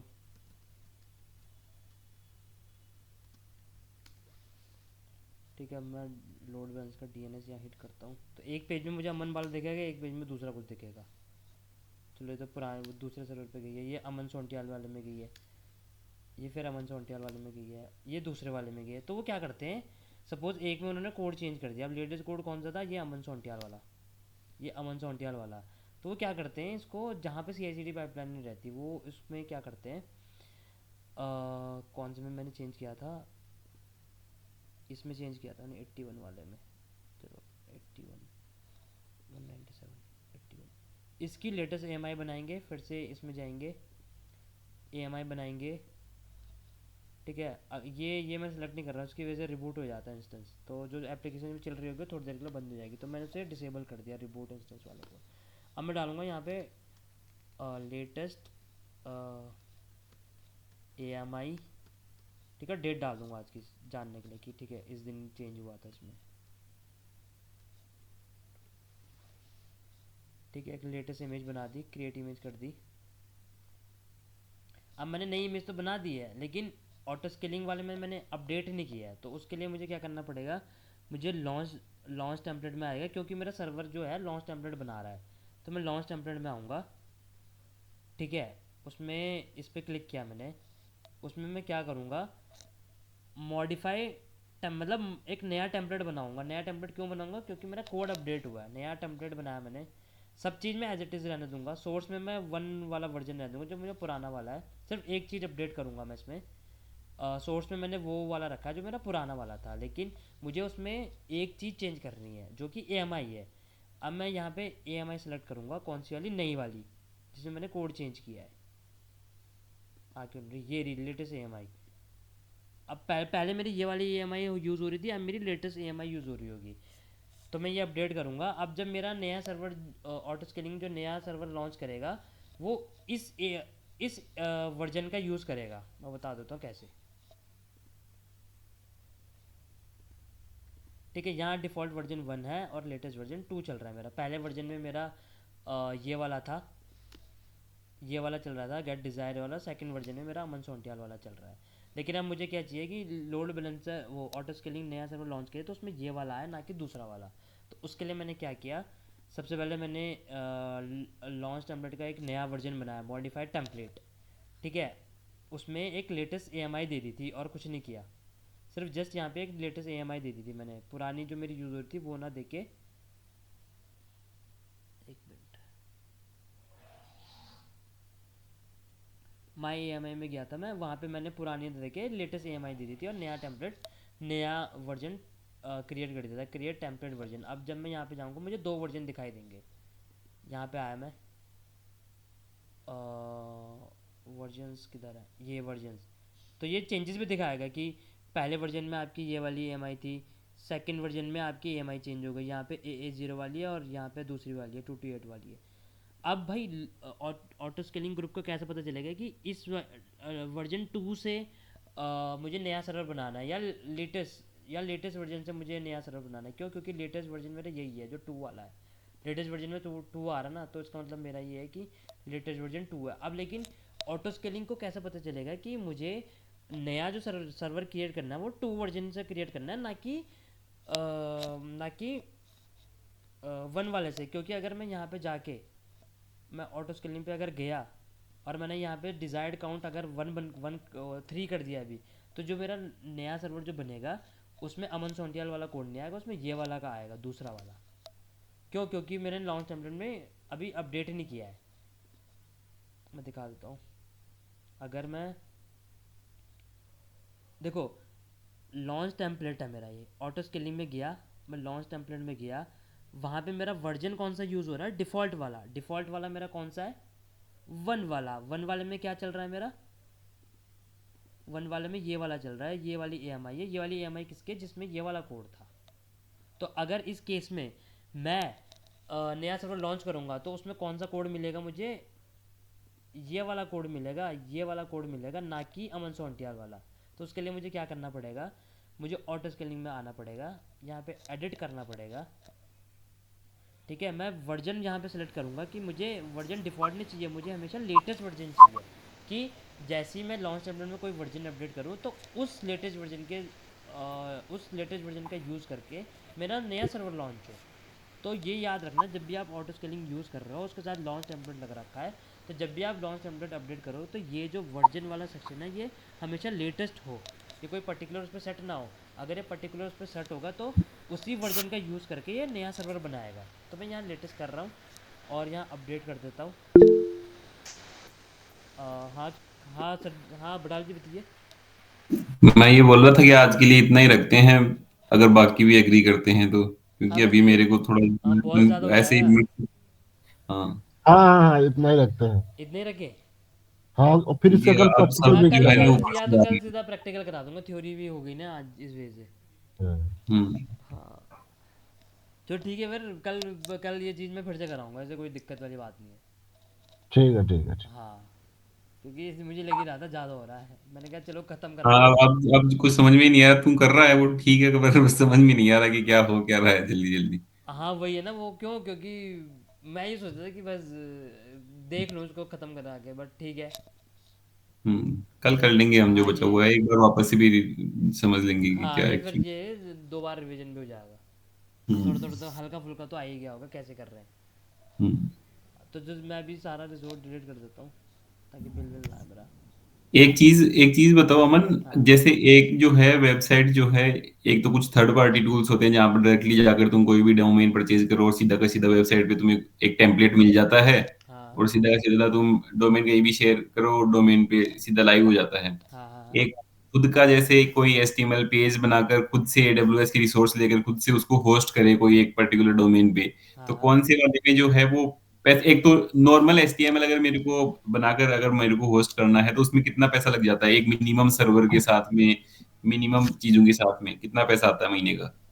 AWS पे, हाँ। AWS में मिनिमम आएगा आपका कम से कम $20, सर्वर प्लस स्टोरेज प्लस जो अच्छा, DNS का, तीनों का मिला के $20 मिनिमम। मिनिमम मतलब कि वो साइट हमने किसी पब्लिक पे डाल भी नहीं रखी, जिसको पता है वही केवल उसको एक्सेस कर रहा है, वैसे वाले केस में हाँ मतलब अगर आप एक सर्वर बना रहे हो तो उसका कॉस्ट आपको देना पड़ेगा, स्टोरेज की फिक्स कॉस्ट देनी पड़ेगी, DNS का फिक्स कॉस्ट देना पड़ेगा। अब उसको $20 यूज़, तो मिनिमम मान के चलो। हाँ अगर इसको कोई यूज़ कर रहा है नहीं कर रहा तब भी $20 आएगा। अगर यूज़ कर रहा है तो और ज़्यादा आएगा, क्यों? क्योंकि इसमें डेटा ट्रांसफ़र कॉस्ट भी होता है। हम्म। वो चीज़ है, मतलब और AWS जो पे थर्ड पार्टी। छोटे मोटे कमी आते हैं, कंपनीज आती हैं यहाँ पे बड़ी बड़ी। हम्म। हाँ कि उनको अपना इंफ्रा ऐसा चाहिए कि भाई हाईली स्केलेबल, ये वो फॉल्ट टॉलरेंट ऐसा चाहिए, तब जाके वो आते हैं AWS पे। अच्छा। नहीं तो पहले निम्बस का कहाँ चल रहा था? डिजिटल ओशन पे। हम्म। वहाँ वहाँ वो भी ऐसे ही है, सेम ऐसी है AWS है, बस उसमें क्या है सस्ता है और थोड़ा सा, और चीज़ें कम है उसमें AWS से कम है, ये चीज़ है। डिजिटल ओशन का क्या है, कोई थर्ड पार्टी सर्विस है क्या? नहीं नहीं, जैसे एज्योर है, जैसे AWS है वैसे ही डिजिटल ओशन है। अच्छा, ऐसे क्लाउड सर्विस देता है डिजिटल ओशन ही? हाँ हाँ हाँ, बस ये है कि तो वो निम्बस उस थोड़ा पे सा चल रहा था क्या? पहले, हाँ अभी भी कुछ चीज़ें उस पर चल रही हैं। ये डिस्टिलेशन,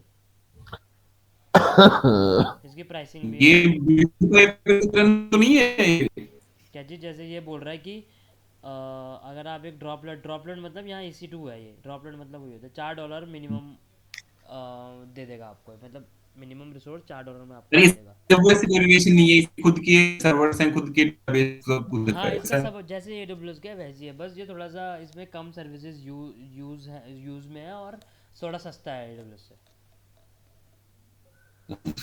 AWS ना MNCs यूज़ कर रहे हैं मोस्टली, MNC या ठीक है, ठीक है जिनका man। रिवेन्यू ठीक ठाक है वो, वरना सब जैसे छोटी मोटी जगह ही चला दे रहे हैं। डिस्टिलेशन ऐसे मल्टीपल क्लाउड है, कम से कम क्लाउड की कंपनी आपको 100+ है मार्केट में। अच्छा। मेजर मेजर 3 है जो MNC है, एज्योर की, एज्योर है जो माइक्रोसॉफ्ट का है, GCP गूगल का, AWS अमेजोन का, बस ये 3 मेजर है। अब ओरेकल और अलीबाबा 2 और आ रहे हैं, और जियो भी आ रहा है, तो ये देखो पता नहीं कब तक आते हैं, अच्छा। लेकिन 3 मेजर है अभी। हम्म। हाँ, नेटफ्लिक्स तो पूरा AWS पे चलो, है। नहीं, अब तो हाँ जो बड़ा कंपनी है वो यूज कर रहा है AWS। हम्म। जो तुम्हारी कंपनी है वो भी यही सारे क्लाउड सर्विसेज जो है ना उन क्लाइंट्स वगैरह को सपोर्ट देती है सर? हाँ, हम AWS भी यूज़ करते हैं, एज्योर भी यूज़ करते हैं, और GCP भी यूज़ करते हैं। मैं आजकल एज्योर पे काम कर रहा हूँ। एज्योर पे काम करते हाँ, बस ऐसे ही कर रहा हूँ, बस समझ तो आ नहीं रहा कुछ। पढ़ाई नहीं की ना, कुछ भी नहीं किया। हैं। हेल्प हेल्प ले धीरे लेता हूँ धीरे थोड़ा बहुत, सीख जाएगा। थोड़ा बहुत हेल्प ले लेता हूँ तो हो जाता है बस।